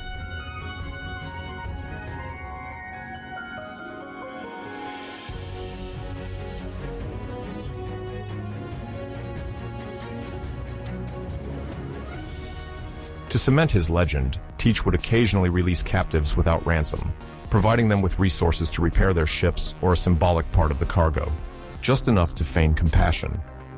Rumor had it that despite his apparent cruelty, Blackbeard had a certain honor and obscure reasons for acting this way. These rare releases served as a warning. "See how violent I could have been, but I spared you. Don't make me harder next time." This back and forth between violence and clemency sowed confusion. No one knew if the black flag meant a bloody attack or a tough negotiation, and in doubt, it was better to comply.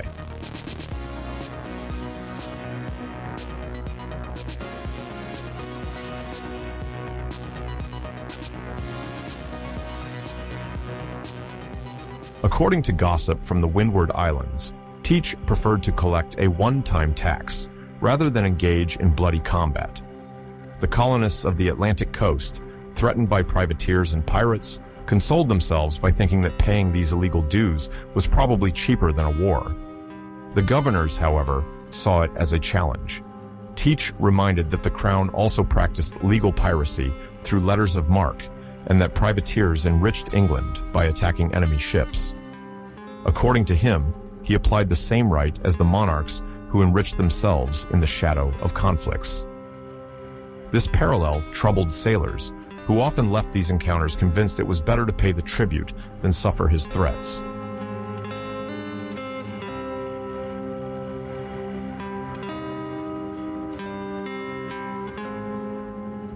During one of his tirades, Teach allegedly gathered captured merchants, forcing them to kneel at the aft of the mainmast.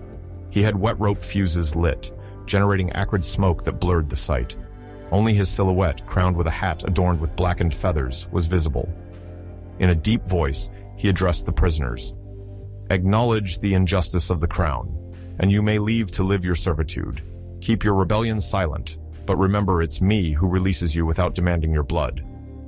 Then he ordered his lieutenant Richards to threaten a merchant slow to pay. Terrified, the man emptied his pockets. Teach let out a chilling laugh. The others understood it was the only peaceful way out. Quickly, everyone gave gold, jewelry, and provisions, just enough to maintain fear and fund the crew.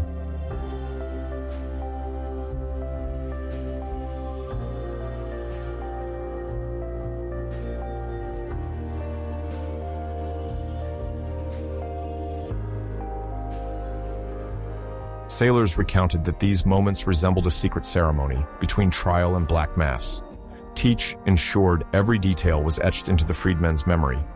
He denounced the scandals of the court, the misery of London porters, the hypocrisy of governors enriched at the settlers' expense. His discourse, fueled by the grievances of the era, often ended by asserting that he was not there to kill, but to claim the due of sailors abandoned by their king. The passengers, bewildered, did not know whether to believe in his sincere anger or his artifice to seize their goods. In any case, they were relieved to leave this encounter alive.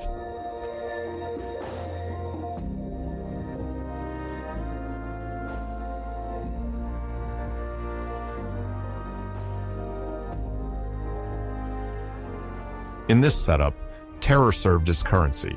The more Blackbeard frightened, the more he could lighten his victim's burden, while gaining more than through classical plundering. It wasn't just a dreaded reputation, but also swift negotiations. Teach encouraged merchants to pay for their safety in exchange for a truce. The negotiation was a perverse moment where, to avoid massacre, one had to fund the pirate machinery that kept spreading fear. Captains often preferred to remain silent about the details, but the rumor always spread. The released merchants or sailors recounted the scene in detail, fueling the legend. The smoke from his beard became a spell that chilled the blood. It was whispered he had made an infernal pact to escape death, or that he hated the crown enough to risk hell rather than submit to a king he deemed treacherous.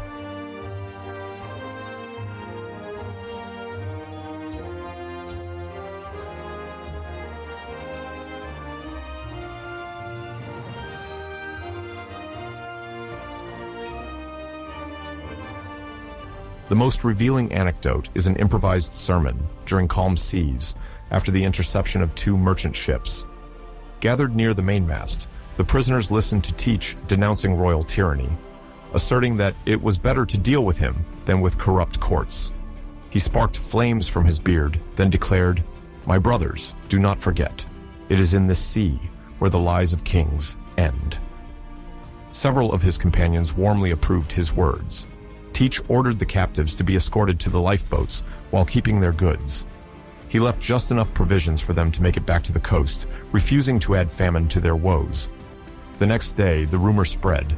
Blackbeard, despite his terror, appeared as a symbol of resistance against injustice.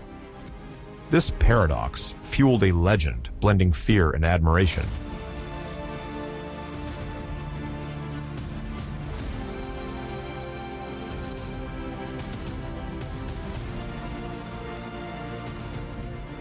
For the colonial authorities, already facing ineffective escorts and smuggling, these strategies posed a complex problem.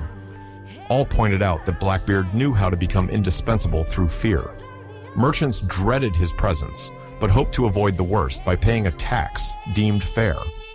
Governors understood that this complicity undermined their authority, but they often lacked the military strength to confront a ship like the Queen Anne's Revenge.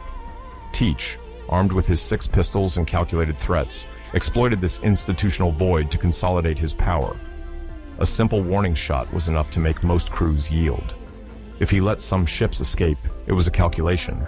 The panic they spread was worth more than all the cannons. Thus, an infernal cycle of fear, propaganda, and negotiation was established, serving his rise.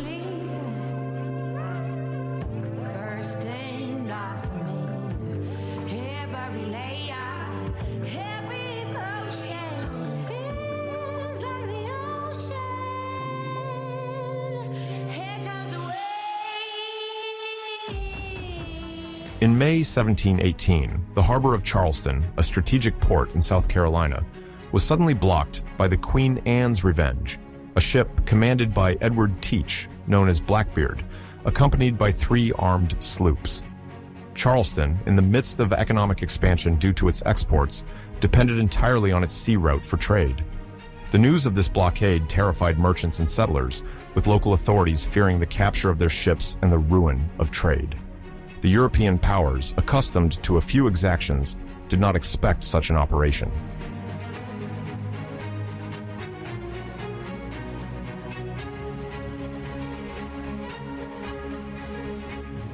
The pirate fleet positioned the Queen Anne's Revenge at the center of the channel, preventing any passage, while the sloops patrolled in support, ready to intercept any escape attempt. This strategy completely locked down access to the port. Charleston, home to several thousand inhabitants, many of whom lived off maritime trade, risked ruin if the blockade persisted. The governor and colonial council feared a loss of revenue and a possible uprising in case of shortages. Logbooks describe an atmosphere of growing fear, everyone watching for a ship that wouldn't pass as long as Blackbeard was there.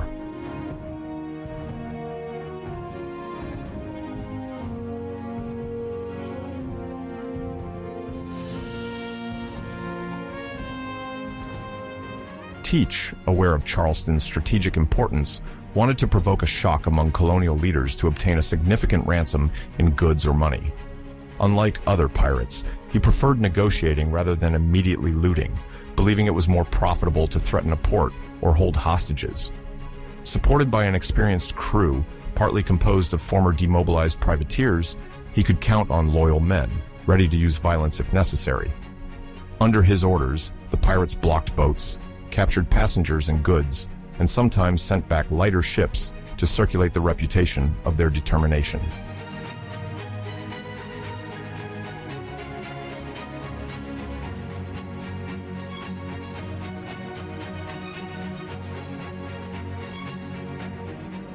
The plan unfolded quickly. Any attempt to send an envoy was intercepted. The pirates set up observation points, and the Queen Anne's Revenge stood watch, cannons aimed. The sloops patrolled tirelessly, watching the horizon. Economic activity collapsed. No merchant ship could leave or enter, and those from outside avoided the risk. Merchants begged the governor to act, some proposing to pay a ransom, others to form a militia, but the superiority of the pirates made this idea unrealistic. Everyone waited to know Blackbeard's demands.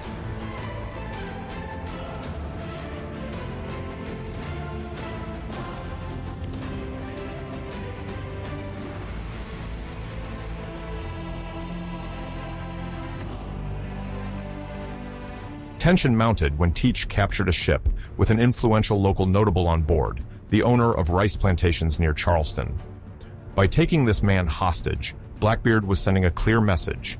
He would not release any prisoners without getting what he demanded.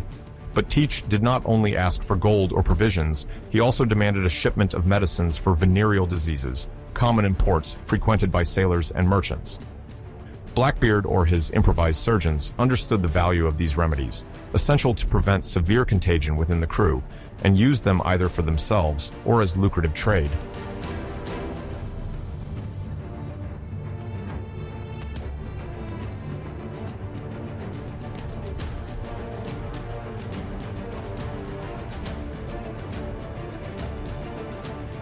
The governor of Charleston was surprised by this request, as it implied cooperating with a pirate.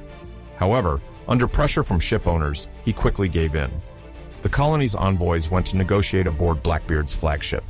Thatch imposed an intimidating atmosphere while his men ensured the negotiators were unarmed.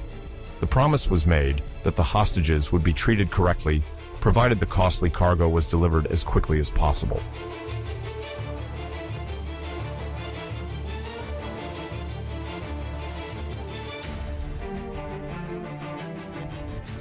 Meanwhile, Charleston was experiencing a blockade paralyzing its economy.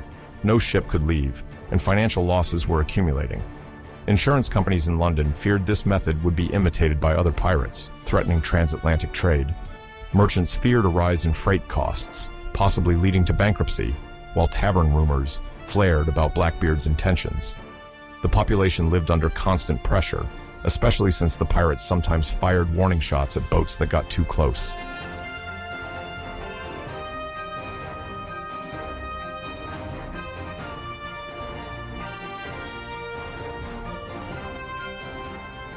Eventually, the authorities managed to gather the medicines, sometimes imported from other colonies or Europe, despite uncertain delays.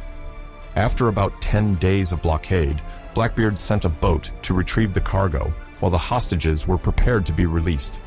The pirates carefully checked each crate and the identity of the people present, fearing an ambush. The exchange took place without confrontation, as the colony knew it was better to satisfy Teach than to risk a bloodbath. Charleston did not have a fleet capable of rivaling the Queen Anne's Revenge, and no one wanted to provoke such a feared pirate.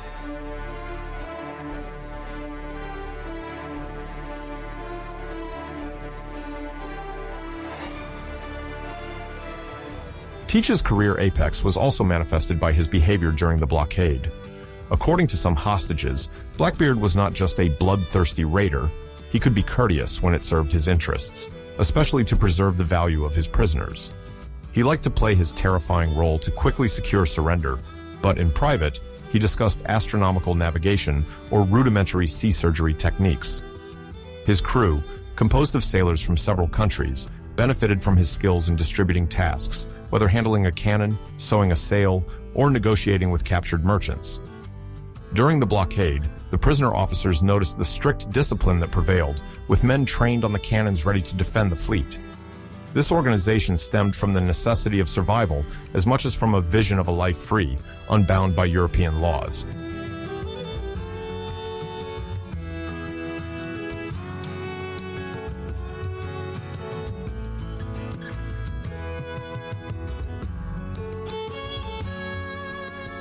What struck the hostages particularly was an unexpected episode. Teach invited them to dine aboard the Queen Anne's Revenge.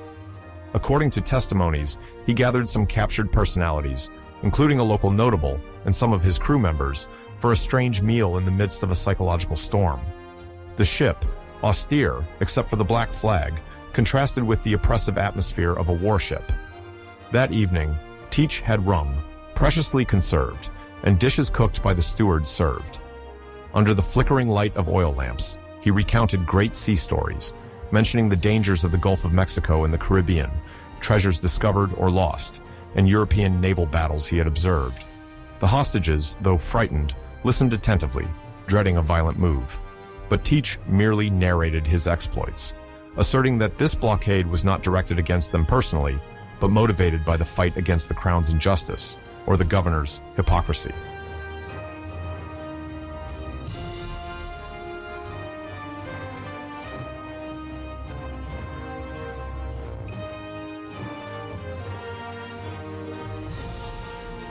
This dinner had a dual purpose. On the one hand, Blackbeard was displaying a magnanimous posture intended to improve his reputation in town, that of a man capable of negotiating like a gentleman.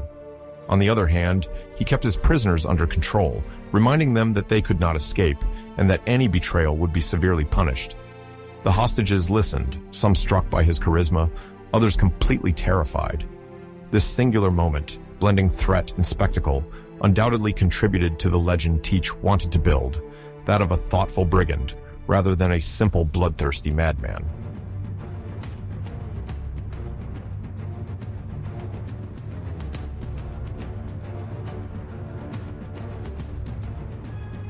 The meal ended without incident, and the captives were returned to their dungeon, watched day and night. The final delivery of venereal medicine, soon to be loaded onto a barge for Teach's fleet, took a few more days. Meanwhile, life in the town was cautious. Inhabitants and sailors remained discreet, avoiding the pirates' patrols in the bay. The newspapers of the time reflected this anxiety, time seeming long under the black silhouette of the Queen Anne's Revenge. The rare land communications, fragile and uncertain, brought no assurance regarding the arrival of reinforcements. Faced with this siege, the governor of Charleston pressed for the delivery of the medication, hoping finally to see the pirates lift anchor.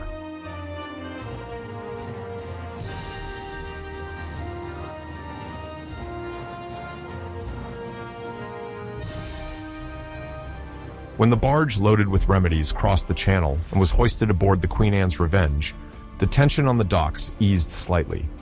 The crates were unloaded under the pirates' supervision, who checked once more that everything matched the deal. According to some accounts, this inspection led to an unusual scene.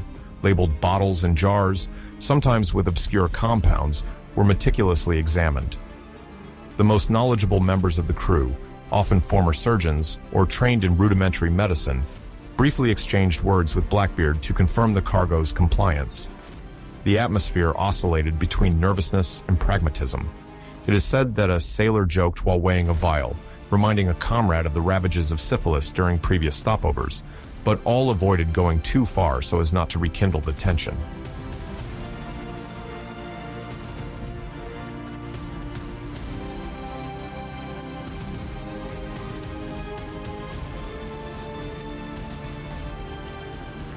Blackbeard then agreed to release the local notable and several important hostages. Although exact details are missing, the legend mentions a release orchestrated on an isolated beach or by a boat, returning the captives to the port. The archives confirm that these Highlanders, sometimes a term used to refer to wealthy landowners, were returned safe and sound after several days on board. They testified before the governor and the legislative council. The relief among the population was immense, fearing they would never see these fellow citizens again. Upon their return, they described the fear mixed with fascination felt in the face of the authority that Blackbeard exerted over his men, his way of negotiating, and the strange hospitality during a dinner. Their stories fueled curiosity in the taverns of Charleston and the surroundings, reinforcing the myth of this captain and his motivations.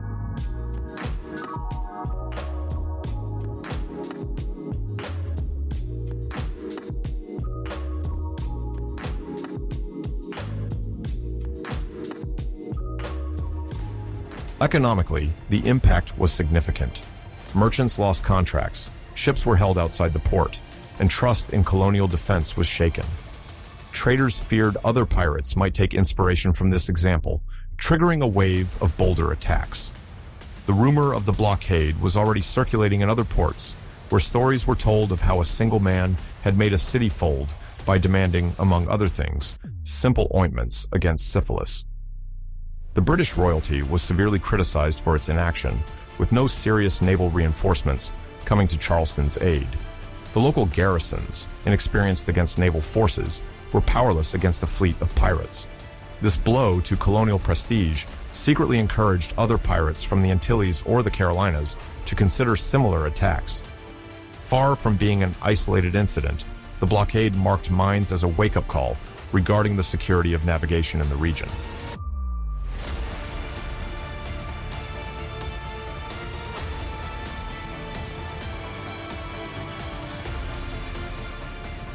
Around Charleston, landowners became aware of the vulnerability of their commercial expeditions. Rice and indigo, the main crops, had to be shipped by sea to be sold at the best price. Without safe passage, the colony's prosperity was threatened.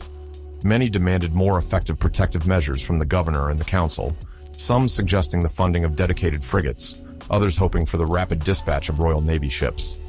But normalcy would take time, especially since Teach and his men, capable of large-scale operations, could strike anywhere.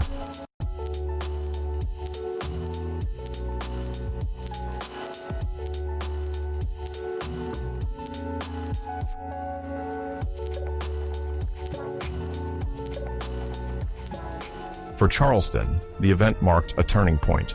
Despite its economic growth, the city needed solid naval protection to avoid further hostage-taking. There was a debate on how to deal with these organized pirates. Some advocated for a royal amnesty to defuse the threat, while others demanded exemplary punishments. The liberated hostages recounted how Blackbeard inspired both respect and fear, blending negotiation with a theatrical portrayal of his image.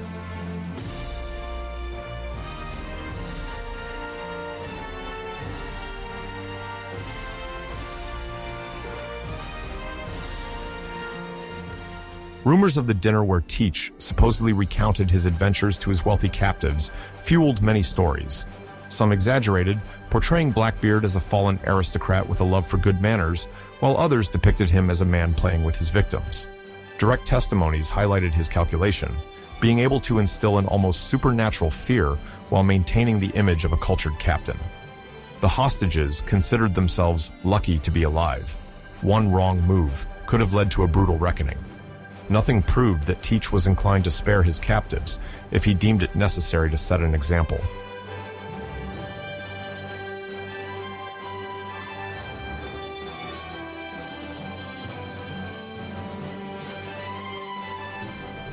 After receiving medicine and payment, Blackbeard lifted the blockade with satisfaction. No cannon shots were fired against the city as they departed. The pirates fired a few volleys into the air, blending defiance with celebration. The sloops went first, heading back toward the south or remote islands, while the Queen Anne's Revenge followed. The population gathered on the docks sighed with relief upon seeing the black sails disappear. No one knew where Blackbeard would go or his next target. The city had avoided a bloodbath, but had to face the financial consequences of the siege.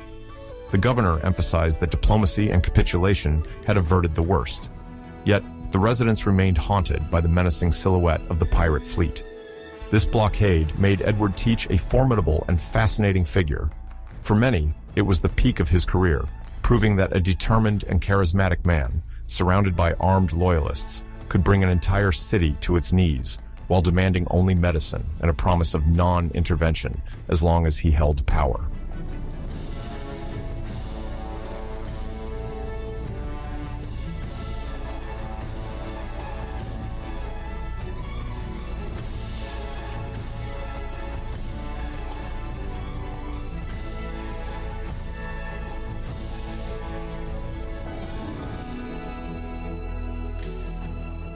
That evening, as the hostages lived their last hours in captivity, Teach gathered them one last time around a humble meal before releasing them ashore. In the confined space of the main deck, only the distant rumblings of the swell and the creaking of the wood were heard. By the light of a few candles, the pirate concluded the meal by raising his rum cup, inviting everyone to toast to the sense of honor that always triumphs over the cowardice of kings. The hostages nodded, their eyes worried. Soon, they would be back on solid ground, delivered from this experience at the border between terror and strange, forced hospitality. Teach, meanwhile, had obtained what he wanted, a ransom that would strengthen his crew, the lasting fear of those who still heard of him, and the feeling of having compelled a city to submit to his will.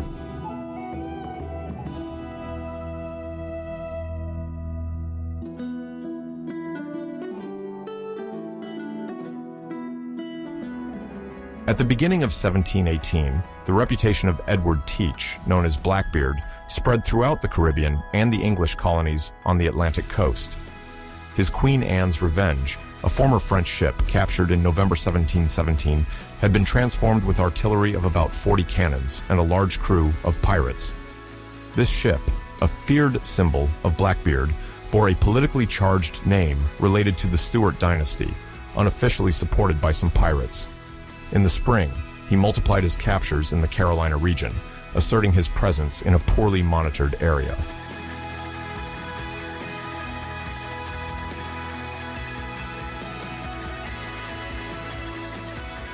In May 1718, Teach blocked the port of Charleston to obtain medical supplies and push the authorities to negotiate.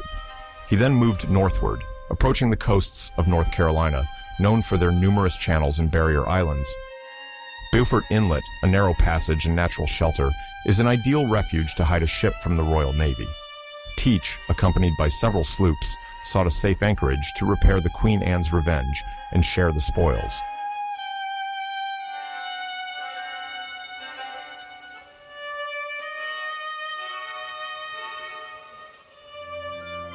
Despite caution, the ship ran aground in a sandy area of the inlet, probably in early June 1718. The crew was initially surprised. How could such a powerful ship get stuck? Some mentioned a navigation accident due to unknown tides and imperfect maps.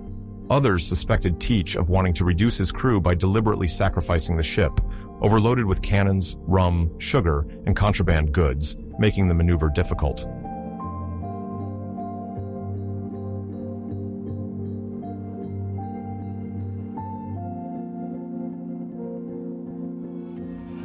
Survivors later confirmed that the grounding might have been a deliberate tactic by Blackbeard, aimed at removing members deemed unreliable, sharing the loot with a loyal core, and preventing the Royal Navy from recovering the ship intact. Whatever the case, this episode marks a turning point in the pirate's career and sets the stage for his subsequent actions near the coast of North Carolina.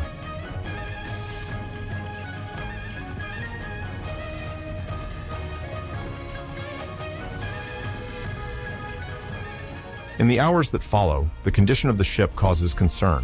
The grounding, intensified by the force of the surf, threatens the stability of the hull. Teach orders an attempt at salvage, but the sea and rising tide complicate the maneuver. The pirates lighten the Queen Anne's revenge by throwing some items overboard under the direction of officers with sometimes contradictory orders.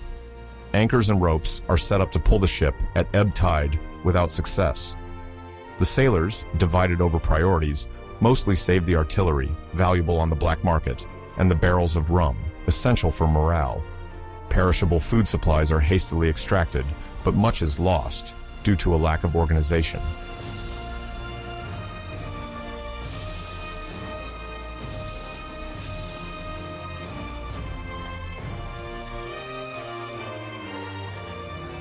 By the end of the day, it becomes evident that the ship will no longer be able to sail. Large breaches have deformed the interior reinforcements, water seeps in, and the manual pumps are ineffective. Teach sends his best sailors to recover powder and fuses, fearing an explosion if the powder is submerged. Several pieces of artillery are damaged by moisture and unusable without repairs. The recovered material is transferred to small craft, suited to the shallow waters.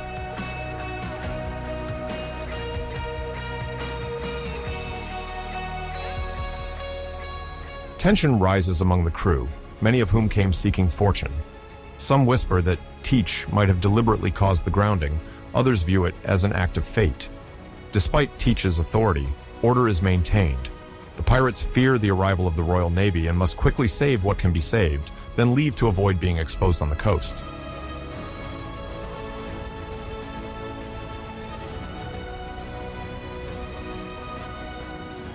A few days later, the ship still lies there, heeled over to starboard, its side gaping open. Teach decides to divide the group, asserting that the grounding is not the end, but a change of strategy. Those who follow him will board a smaller vessel, the Adventure, a light and fast sloop capable of navigating the coastal channels. Among the captains present, Stata Bonnet observes, mixing curiosity with concern.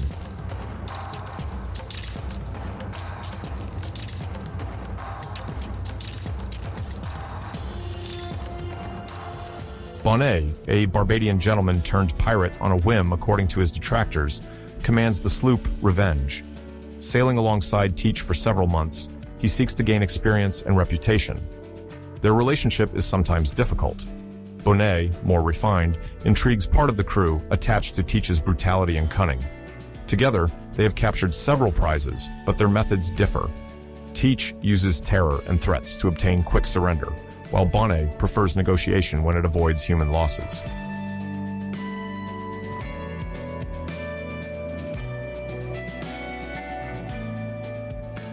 After the grounding, Teach allows Stata Bonnet to retrieve his sloop Revenge and choose among the men those who wish to continue piracy under his command. Teach retains a loyal crew on the Adventure, a more maneuverable sloop for navigating the tumultuous waters of the Outer Banks. He hopes to venture deeper into the remote inlets of North Carolina where illicit trade is easier and where he might negotiate a pardon from colonial authorities.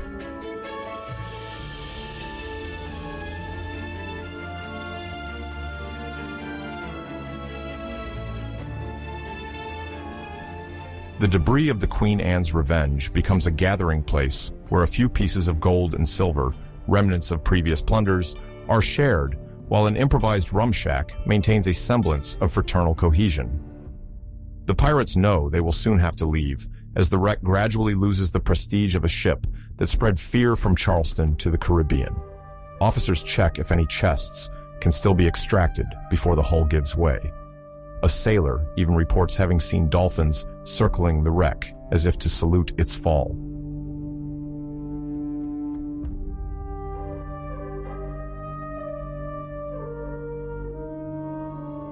In a makeshift shelter on the beach, Bonnet and Teach discuss one evening what comes next. Witnesses recount that they shared a hot drink while consulting a handwritten document, later described as a draft of a code of governance for gentlemen pirates. Bonnet wished to include stricter rules, prohibition of intoxication on duty, impartial arbitration, a common fund for the wounded. Teach reportedly laughed at some of the ideas he deemed too idealized, but this conversation allowed for a provisional compromise.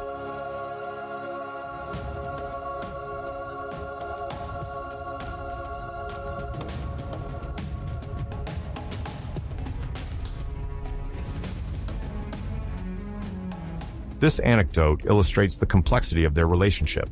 Teach is brutal and manipulative, committed to a frightening image to paralyze his enemies.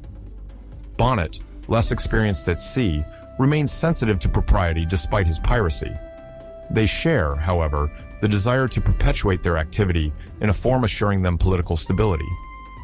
In the pirate milieu, alliances are temporary and opportunistic, but that night at Beaufort Inlet, they try to breathe an almost legal dimension into a crime in the eyes of the Crown.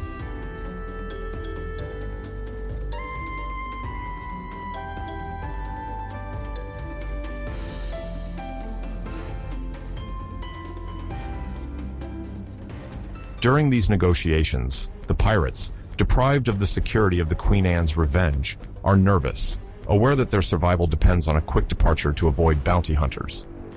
The governor of Virginia, Alexander Spotswood, is already targeting Teach and is considering interventions to arrest him. Blackbeard's entourage debates between heading further north or hiding in the bays to seize other ships before the end of the warm season.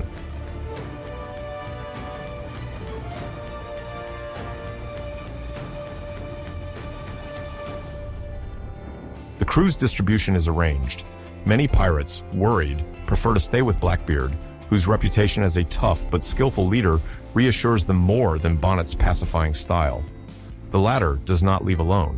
A few trusted men follow him, and he wants to restore his image as an independent captain with the Revenge. The last moments around the Queen Anne's Revenge see a bustle of small boats carrying powder, cannons, and precious goods. The remaining barrels of rum are undoubtedly the most important to maintain the crew's morale cohesion and facilitate trade with local inhabitants.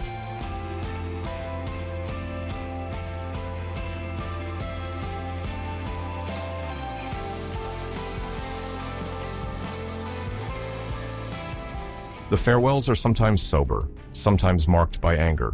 Some reproach Teach for not trying longer to refloat the ship. Others think the stranding resulted from overloading it with too much booty.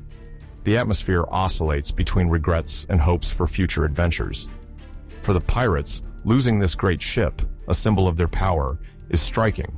The prestige of a warship was a psychological bulwark against the Royal Navy. The abandoned hull, dislocated under the North Carolina sun, recalls the precariousness of their destiny.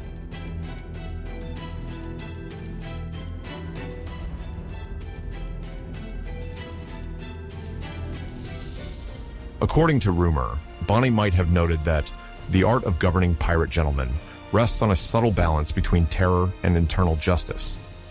Teach, more fatalistic, might have replied that justice only holds as long as the wind is favorable and the crew is not hungry. This document, whose existence remains uncertain, still fuels historians' fantasies. Some think colonial archives contain fragments related to these exchanges between the two captains. Whatever the case, the myth of literate pirates seeking to establish laws remains associated with Stade Bonnet and the mysterious aura of Blackbeard.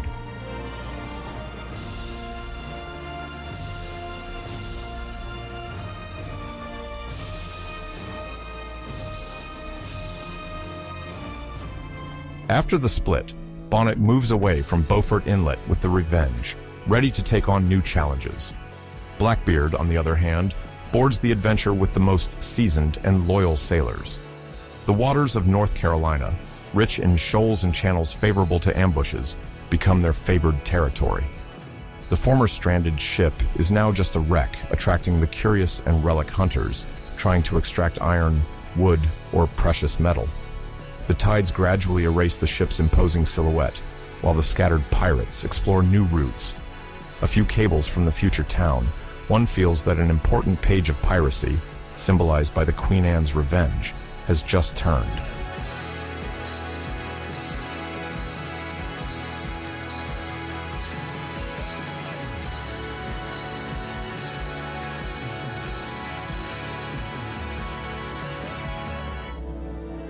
In the spring of 1718, George III proclaimed a royal pardon for all pirates who would abandon their activities before a deadline. For Edward Thatch, settled in North Carolina, this offer holds strategic importance.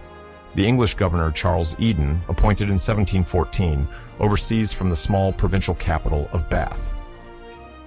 Aware of the threat of privateers on local commerce, Eden adopts an open policy, encouraging those who want to redeem themselves to seek this pardon. For Thatch, known for his violence and infamous reputation, obtaining this pardon requires skill and negotiation. Eden seeks to avoid a bloody conflict by separating troublemakers from those willing to renounce piracy.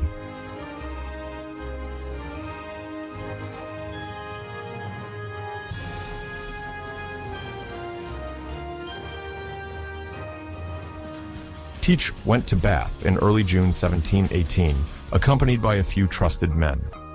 Abandoning his intimidating demeanor for a while, he presented himself in a more respectable light.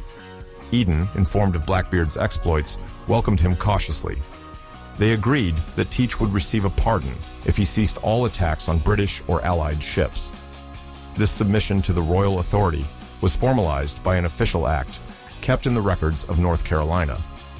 Thatch expressed his desire to engage in lawful trade and contribute to the local prosperity.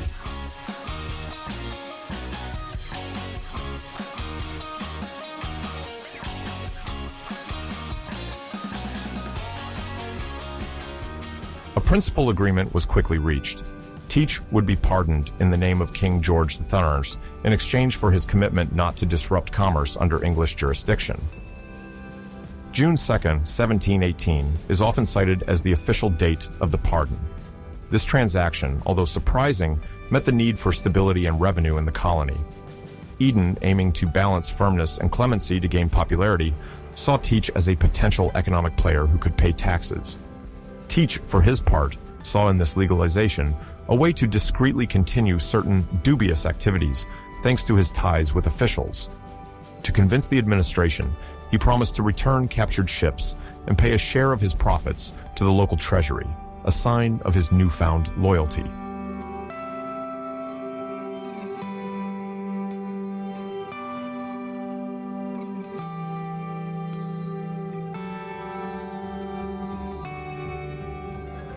Meanwhile, Tobias Knight, colonial receiver and secretary to Eden, regulated trade and collected customs for the crown.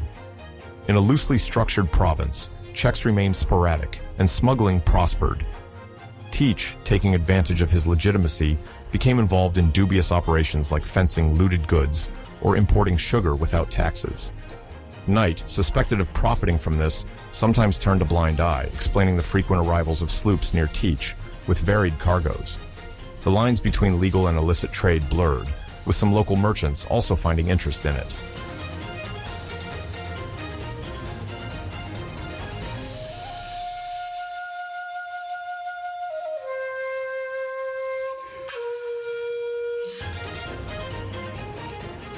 Thatch did not completely renounce his old habits. He kept loyal men, nostalgic for piracy, hoping for a new exploit. He had to manage their impatience, while showing apparent adherence to the laws. The smuggling trade, particularly lucrative, relied on the complex geography of the coast and the Outer Banks, sandy islands offering discreet refuges. Thatch used these havens to store sugar, rum, spices, or rare metals, often exchanging sugar for naval equipment.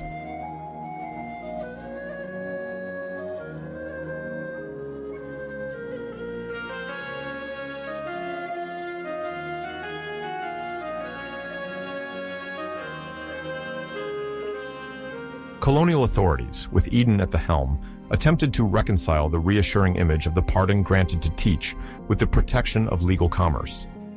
Thatch promised not to harass merchants, some circulating on bail. Yet, sailors reported arbitrarily imposed fees or veiled threats, forcing them to yield part of their cargo. Eden had to deal with a population divided between economic benefits and concerns about Thatch's persistent influence. He avoided any public denunciation to maintain this fragile balance.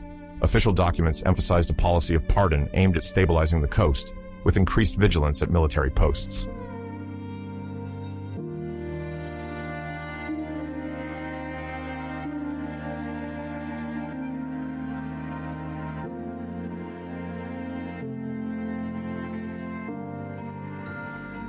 The relationship between Teach and Eden also had a more personal dimension. A notable incident reported a wine barrel intended for the governor mysteriously disappearing into Teach's cellar.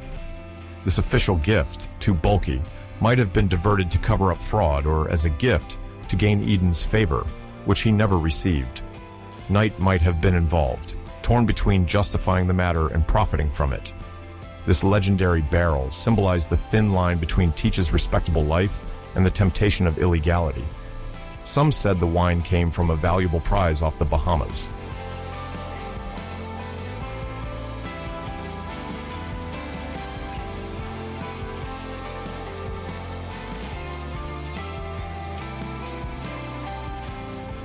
The southeast coast of Ocracoke Island, in the Outer Banks archipelago, forms a long coastal strip dotted with bays, isolated inlets, and shallow passes. For a crew looking to hide, this region offers several advantages: an open horizon, sandy dunes, and channels that shift with the tides or storms. The strong currents regularly move the sandbanks, making navigation difficult for outsiders. Nautical charts, often imprecise, did not reflect these changes, which disoriented merchant ships. Any maneuvering error risked grounding or damaging the hull, a constant danger for vessels seeking refuge. The morning fog also deceived even the most seasoned eyes.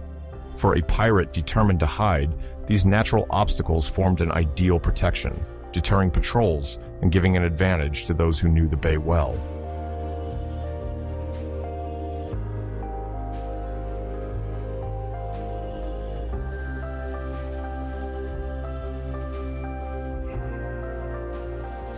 When Edward Thatch, nicknamed Blackbeard, dropped anchor in this setting, he was not alone.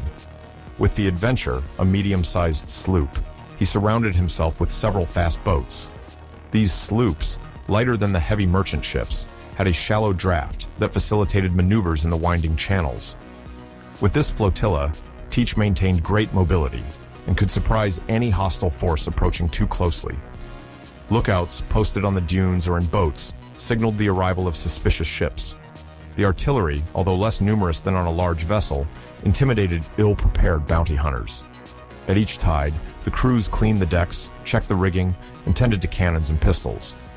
This rigorous maintenance routine was crucial in this saline environment, especially in case of an alert requiring a quick departure to evade colonial surveillance.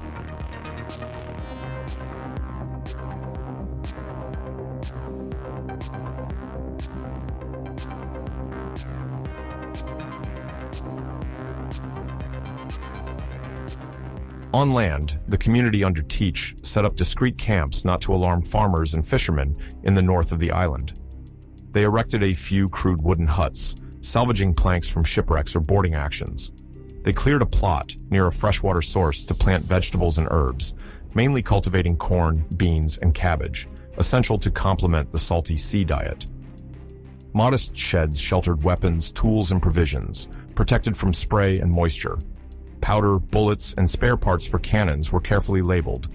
The rare moments of rest were spent around campfires, sharing rum and travel tales. Some said that here, far from the turmoil of the large colonies, Thatch displayed an almost ordinary daily life, despite his feared aura.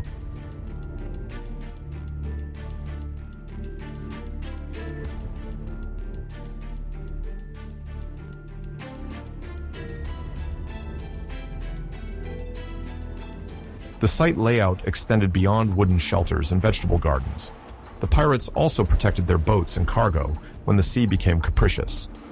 In some calm coves, they took advantage of the low tide to repair hulls and clean algae and shells. The wood, sometimes attacked by shipworms, was treated with tar or tallow.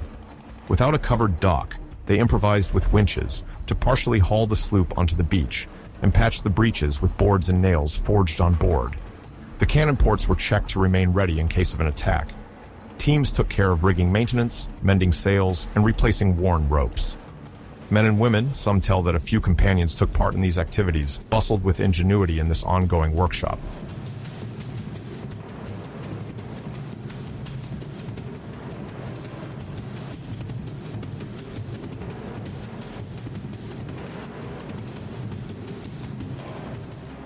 To defend the cove, the pirates exploited the sandbank's configuration to impede any intrusion.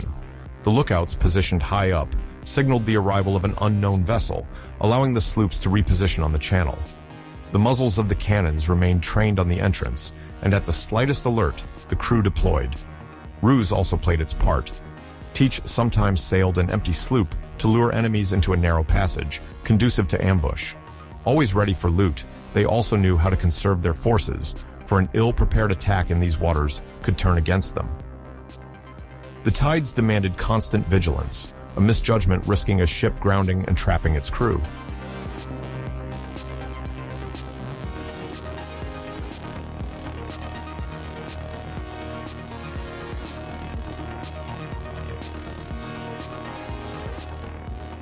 Stored provisions and goods often came from seizures at sea, including prized commodities like sugar, tobacco, or coffee, as well as products imported from Europe. Pirates sometimes sold part of these to unscrupulous intermediaries, ensuring a regular flow of gold coins and Spanish currency. The exchanges were swift and secret, often with local smugglers avoiding checks. Despite a relative calm, it was necessary to plan for supplies of drinking water, fresh meat, and remedies for fevers or injuries. Fishermen, drawn by profit, sold their daily catch or dried fish, allowing crews to vary their diet and avoid famine when sea operations stretched out.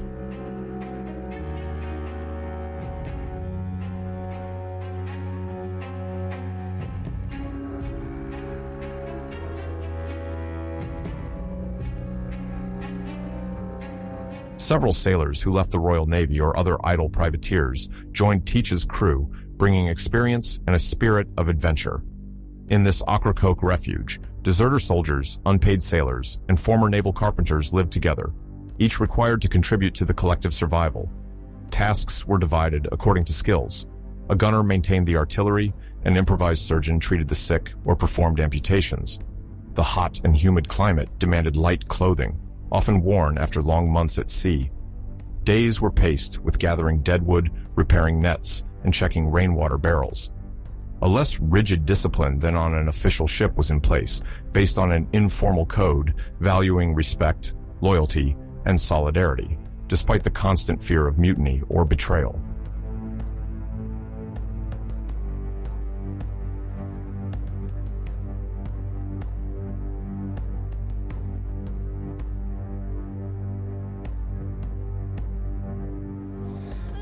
A persistent rumor circulates in the collective imagination about a mysterious 13th wife that Teach supposedly married on this shore. According to local folklore, she was a young German who arrived on a derailed merchant ship, falling under the pirates' charm. Not very talkative in English, this hasty marriage in the midst of the huts was likely never formalized. Accounts vary. Some say she died of illness shortly after, others that she fled with a Dutch sailor.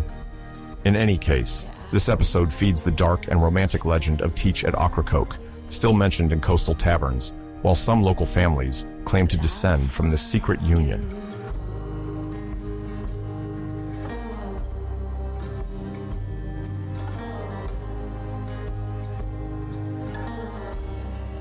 In the late 1710s, tension increases between the Virginia colonies and the pirates scouring the Atlantic coast. Governor Alexander Spotswood, appointed by the British Crown, faces a critical situation. Tobacco planters suffer heavy losses when their ships are attacked, interrupting vital exports and depriving the colony of essential fiscal revenue. The threat of famous pirates like Blackbeard also worries merchants who fear for trade.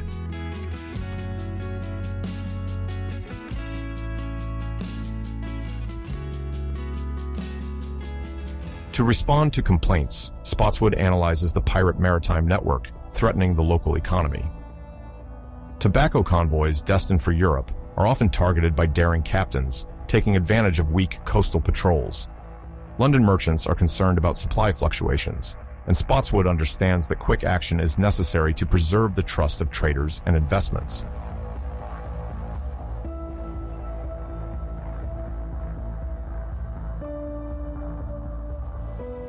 Planters, directly affected financially, urge Spotswood to act, invoking the Crown's protection over their goods. A coalition of merchants and landowners demands urgent measures, with losses reaching thousands of pounds sterling, also worrying European creditors. Spotswood finds himself caught between financial and political constraints.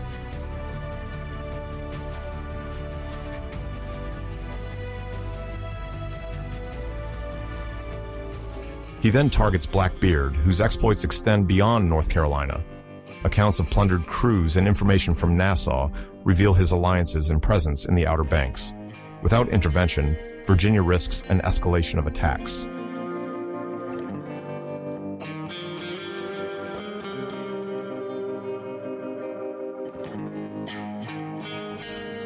Spotswood solicits the Royal Navy for a targeted operation, but encounters legal obstacles. North Carolina is outside his jurisdiction, and acting without agreement risks accusations of interference. The right to pursue a pirate beyond colonial limits is debated, and rivalries hinder action.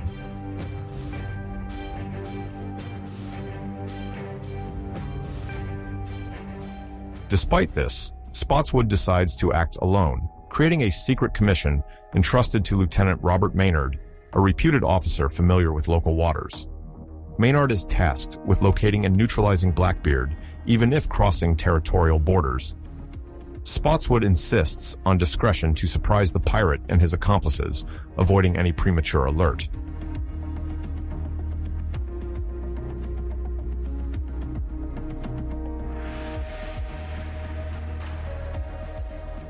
This special order, carefully drafted, includes a rare clause authorizing the use of lethal force against Blackbeard, with no possibility of surrender. Spotswood wants to set an example to deter other pirates from threatening the waters of Virginia. The tactic also relies on the implicit promise that no trial would be necessary if the pirate were killed during the boarding.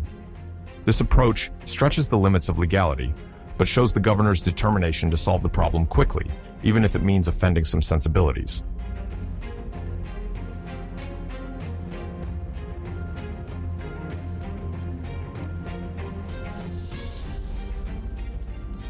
To assume this firmness, Spotswood must mobilize financial support, as his official budget does not cover expenses related to ammunition, ships, and wages.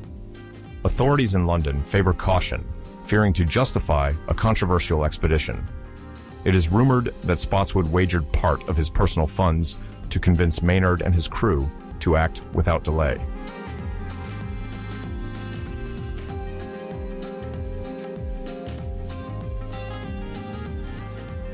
This hidden contribution underscores the urgency felt. Without full approval from the Colonial Assembly, the gold advanced enables the raising of a motivated crew, with officers recruited in Virginia and elsewhere, attracted by additional pay. Blackbeard's reputation also attracts volunteers eager to distinguish themselves.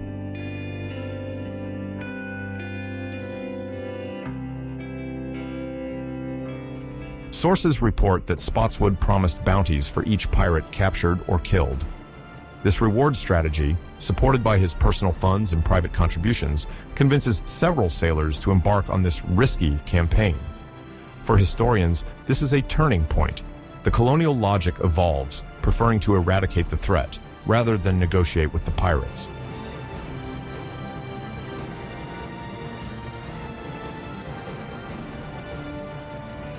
Legally, Spotswood feels compelled to protect transatlantic trade and respond to repeated complaints, even if it means crossing the border with North Carolina. For him, inaction would be tacit complicity with the pirates. However, some voices denounce this illegal intrusion. Legal advisors warned Spotswood of the diplomatic risks, but supported by influential planters, he maintains the mission entrusted to Maynard.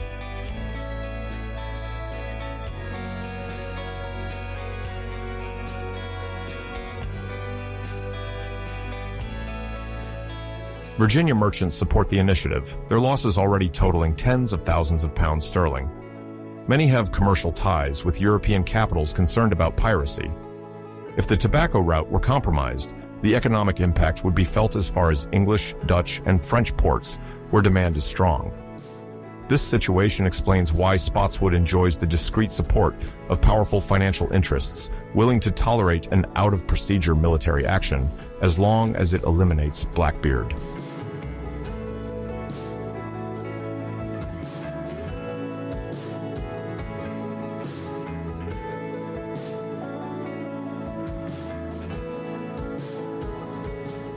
Before launching Maynard, Spotswood wants to ensure the plan remains secret to avoid alerting Blackbeard or local residents likely to support him. In a young colony where authority is fragile, a poorly kept secret can compromise the mission. He discreetly gathers a small circle of advisors to finalize the itinerary, maritime approaches, and role distribution.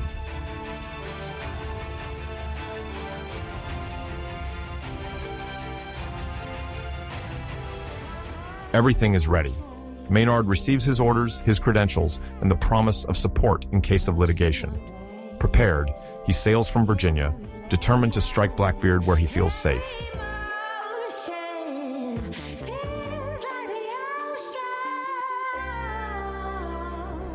On November 22, 1718, off the coast of the Outer Banks in North Carolina, tension mounts aboard two British sloops, the Ranger and the Jane, commanded by Lieutenant Robert Maynard, sent to confront Blackbeard. This point of Ocracoke Inlet has become the refuge of the most feared pirate of the Caribbean. Teach's flotilla uses its knowledge of the sandbanks to escape official ships. However, that morning, the Royal Navy approaches for a decisive battle.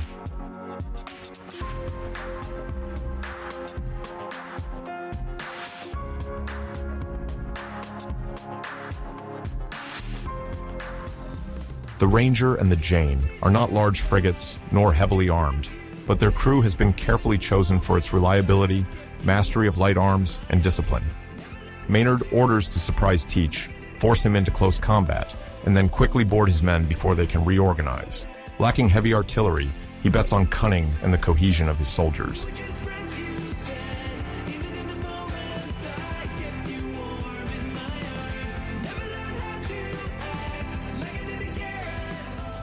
In the mist, the pirates' lookouts believe the sandbanks enough to keep the royal fleet away.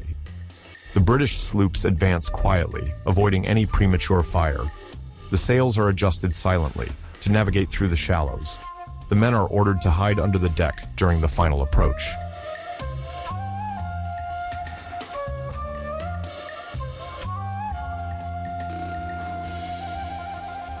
This tactic, called low wedge, aims to make Blackbeard believe that the sloops are underarmed and few in number. The visible sailors play a reduced crew, advancing slowly with their muskets at the ready, to lure Teach within firing range. The objective is to surprise him with a powerful close-range counterattack, an audacity worthy of an officer facing such a feared opponent.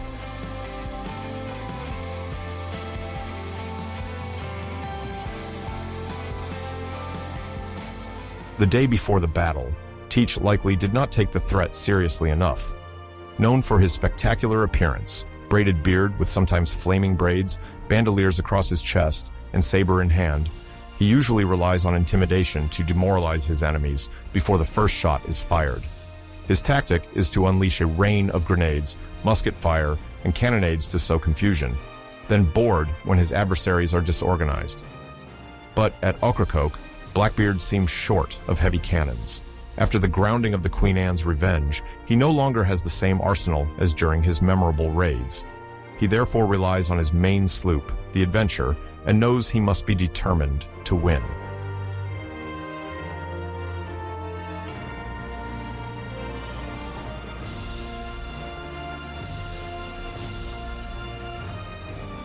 When the two parties spot each other, the sun is still low, but high enough to illuminate the scene. Blackbeard orders a few cannon shots to test Maynard's sloops. The projectiles splash the water around the Ranger and the Jane without causing serious damage. No casualties, but the smoke signals that the pirate has spotted the British. Maynard, following his tactic, requests not to respond massively, firing only a few isolated shots to contain Teach's men and mask the real threat. Silence returns, punctuated by the snapping of sails and the cries of seagulls.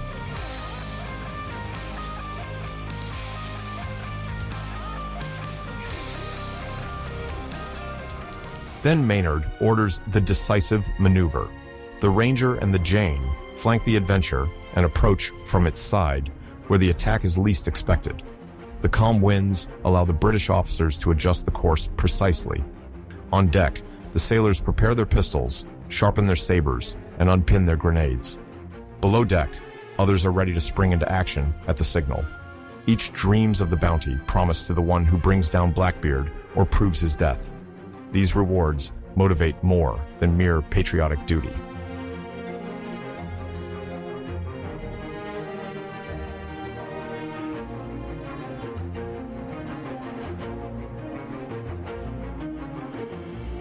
The first salvo bursts without warning. Teach fires a heavy burst from his remaining light cannons, striking the Ranger's bulwarks and wounding a few men. The acrid smoke spreads, but Maynard sticks to his plan, getting even closer to neutralize the enemy artillery. The British sloops come almost within saber range when Blackbeard orders a volley of musket shots and hand grenades.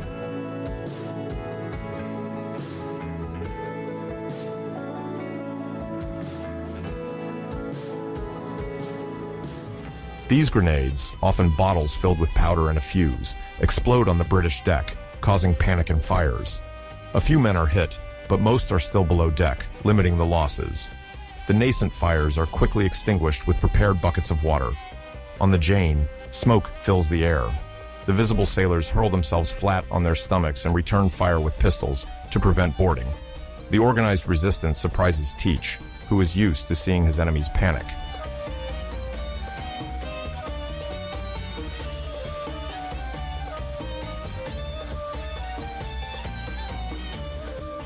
At the chosen moment, Maynard gives a sign to his second. The hold comes alive.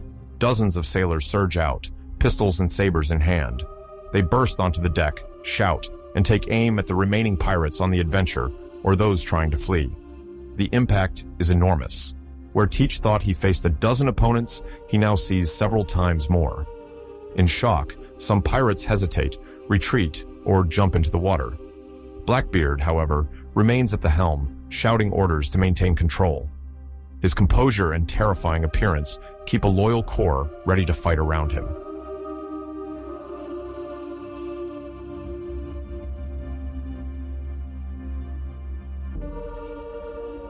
The fight quickly turns into hand-to-hand combat. Pistol shots follow in a dull roar. Each weapon is loaded once, then abandoned in favor of a saber or boarding axe. The cumbersome muskets give way to manageable blades. On the Jane's deck, Maynard is spotted by Teach himself. Both know that the outcome depends on the death or capture of the opposing captain. The sailors instinctively step back, leaving space around their leaders. It is not a formal duel, but a chaotic melee. Grenades, smoke, broken ropes, and torn portholes litter the scene.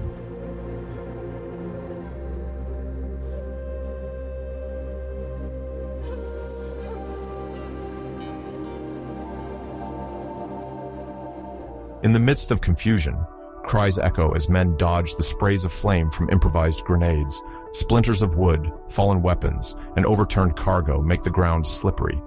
Teach is easy to spot. He sports several gun belts, and his face is blackened with powder.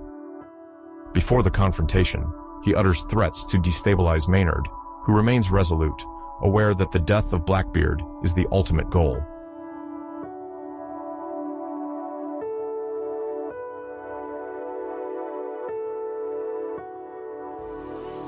Enraged, Teach launches the final assault. He fires at Maynard, who partially dodges, still feeling the impact. A British sailor retaliates at close range, but Teach continues to advance, almost impervious to pain. A second shot shatters a powder barrel near the railing, creating a cloud of smoke. Taking advantage of the mist, Maynard draws his saber, having no time left to reload.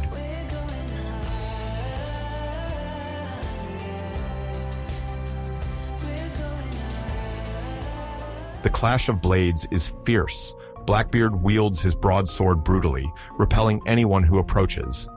His experience and endurance allow him to parry several blows. Behind him, a few pirates vainly attempt to hold back a group of well-trained English sailors. On the nearby Ranger, officers encourage their men to support the breach towards the Adventure. Sabers clash, cries punctuate each offensive. Teach's rage is palpable.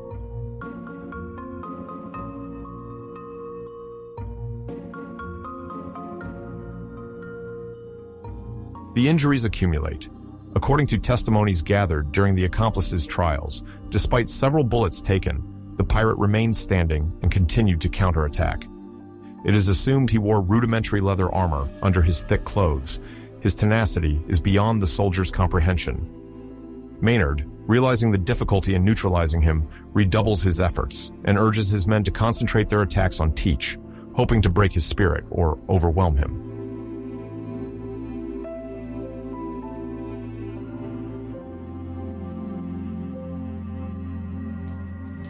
As the minutes pass, British numerical superiority becomes evident. Teach finds himself isolated, unable to coordinate his scattered or captured crew. The smoke dissipates, revealing traces of blood on the deck. Blackbeard's clothes are stained, but his determination remains intact. His breathing is harsh, a cloud of sweat and powder surrounds his face. Mouth dry and teeth clenched, he attacks again and again, as if fear were unknown to him.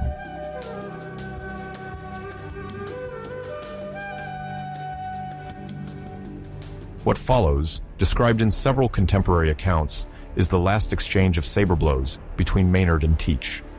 At the same time, an English musket fires at the pirate, hitting him violently in the shoulder. A flash of rage crosses his gaze. He manages to deliver a saber blow to another sailor who came to assist. The wind momentarily lifts the smoke. Teach staggers but does not immediately fall, driven by an exceptional survival instinct. Finally, he falters, one knee to the ground, weary from his wounds.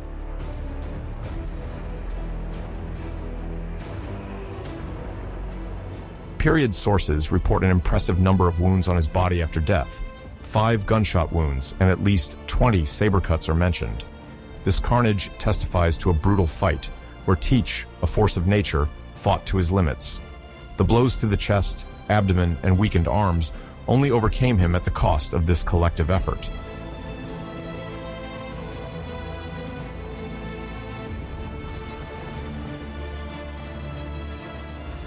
In the end, Blackbeard collapses, saber in hand, refusing to retreat. The few pirates still conscious are neutralized. The sloop's deck is littered with debris, cut ropes, and burst barrels under the shocked eyes of Maynard's men, still fueled by adrenaline. Some sailors are astounded by Teach's resilience, whose reputation for invincibility takes a tragic turn. His face, frozen in a final defiance, the beard braided black with powder, remains engraved in memories.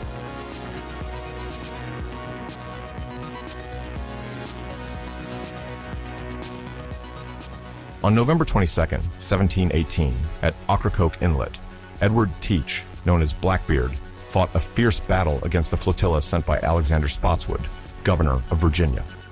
Robert Maynard, a lieutenant in the Royal Navy, led the operation from the sloop's Ranger and Jane, with a carefully selected crew. To lay a trap, Maynard had hidden part of his men in the Jane's hold, surprising the pirates during the boarding.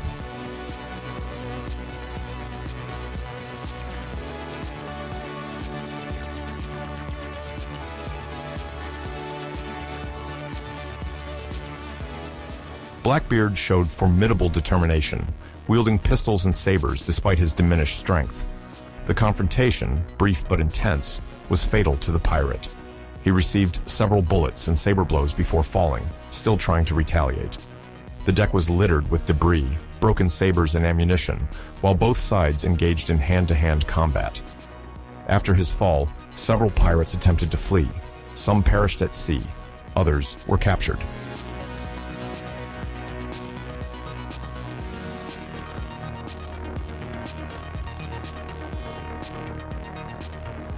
The injured body of Blackbeard was silently stripped. To prove the success of the mission, Maynard ordered his decapitation. The head was attached to the spike of Jane's bowsprit, displayed as evidence and a warning. The sailors, marked by the violence of the battle, watched with fascination the head, still marked by its fixed gaze and tarred rope strands mingled with his beard, a symbol of his cruelty.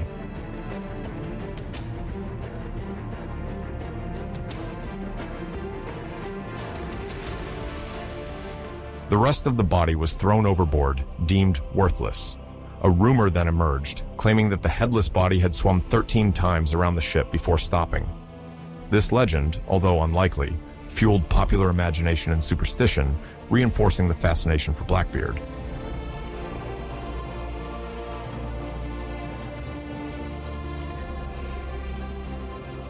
In the following days, Maynard returned to Virginia to present the head to Governor Spotswood, demanding the promised reward. The head remained exposed for a time to deter piracy. Maynard and his men then shared the seized loot: gold coins, jewelry, gunpowder, bullets, clothes, and various objects stolen by Blackbeard. The colony paid the agreed sum, although some sailors felt they deserved more.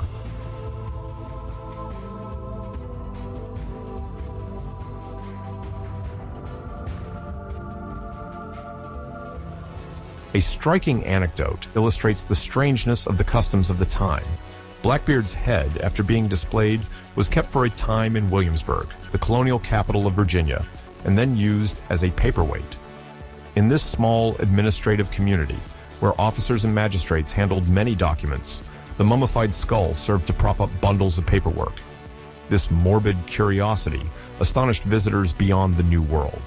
Whether exaggerated or real, this image reflects the mentalities of the time, shaped by the will to spectacularly discourage pirates and criminals.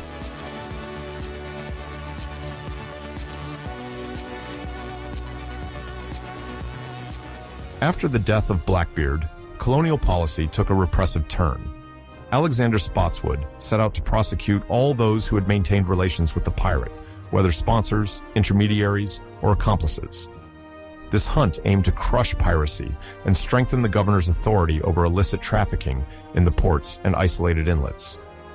Among the suspects was Tobias Knight, an influential colonial receiver with obscure ties to Blackbeard, accused of facilitating smuggling and providing false information.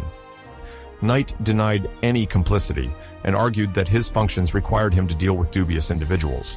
The charges against him were not sufficient, and he was acquitted. This verdict fueled the rumor that local elites were benefiting from the stolen loot.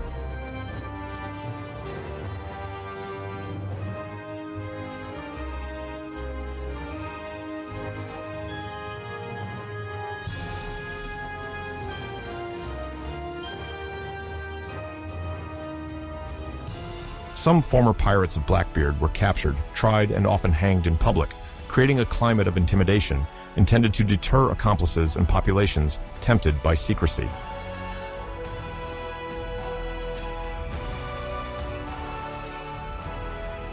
The colonial press, in full expansion at the beginning of the 18th century, played a major role in the demonization of Blackbeard and the celebration of his downfall.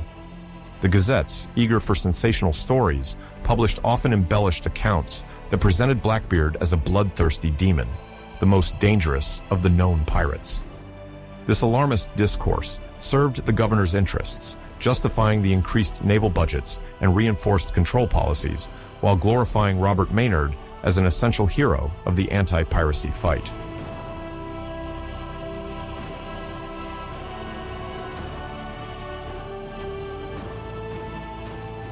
At the heart of colonial rivalries, Spotswood and Governor Charles Eden of North Carolina engaged in a political battle.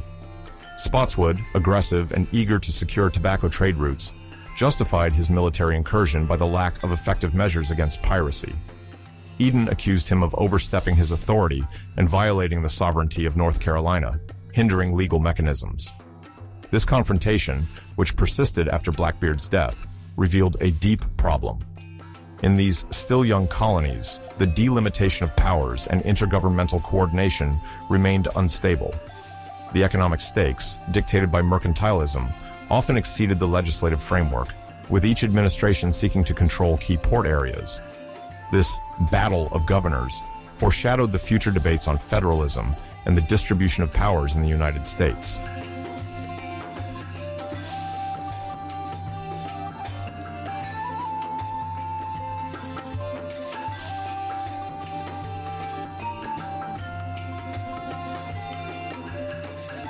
During a trial after Blackbeard's defeat, a juror caused a sensation by sitting with a snuff box adorned with a skull. Legend has it that this macabre souvenir was given to him by Robert Maynard himself. This symbolic gesture illustrates how Blackbeard's end was quickly commemorated, with morbid symbols reinforcing the pirate's image in the collective imagination. Some saw this as an ambiguous glorification of violence, others as a mark of honor, proof that the scourge of the seas had been mastered by legitimate force.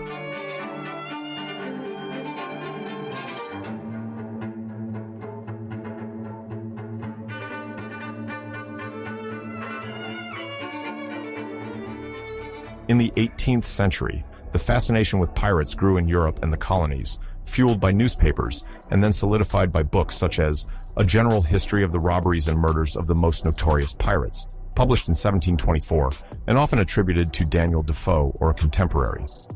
This book detailed the lives of pirates, notably Blackbeard, depicted as a demonic, cruel, and charismatic character, surrounded by smoke and fire.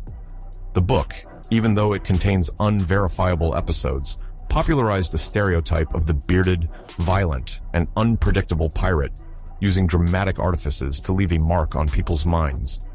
This literary image turned Edward Thatch into the archetype of the monstrous and cunning pirate known today.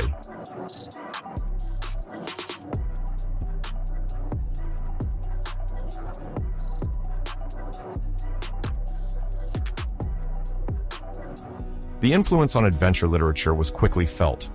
Daniel Defoe, famous for Robinson Crusoe, which appeared in 1719, is believed to have been interested in the figure of the Baroque buccaneer and to have drawn from the famous General History for a subsequent story.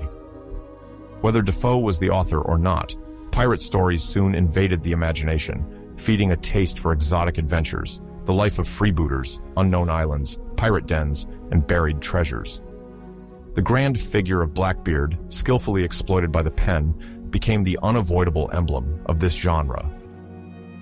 By the late 18th century, the memory of the pirate lived more in romantic fiction than in true chronicles.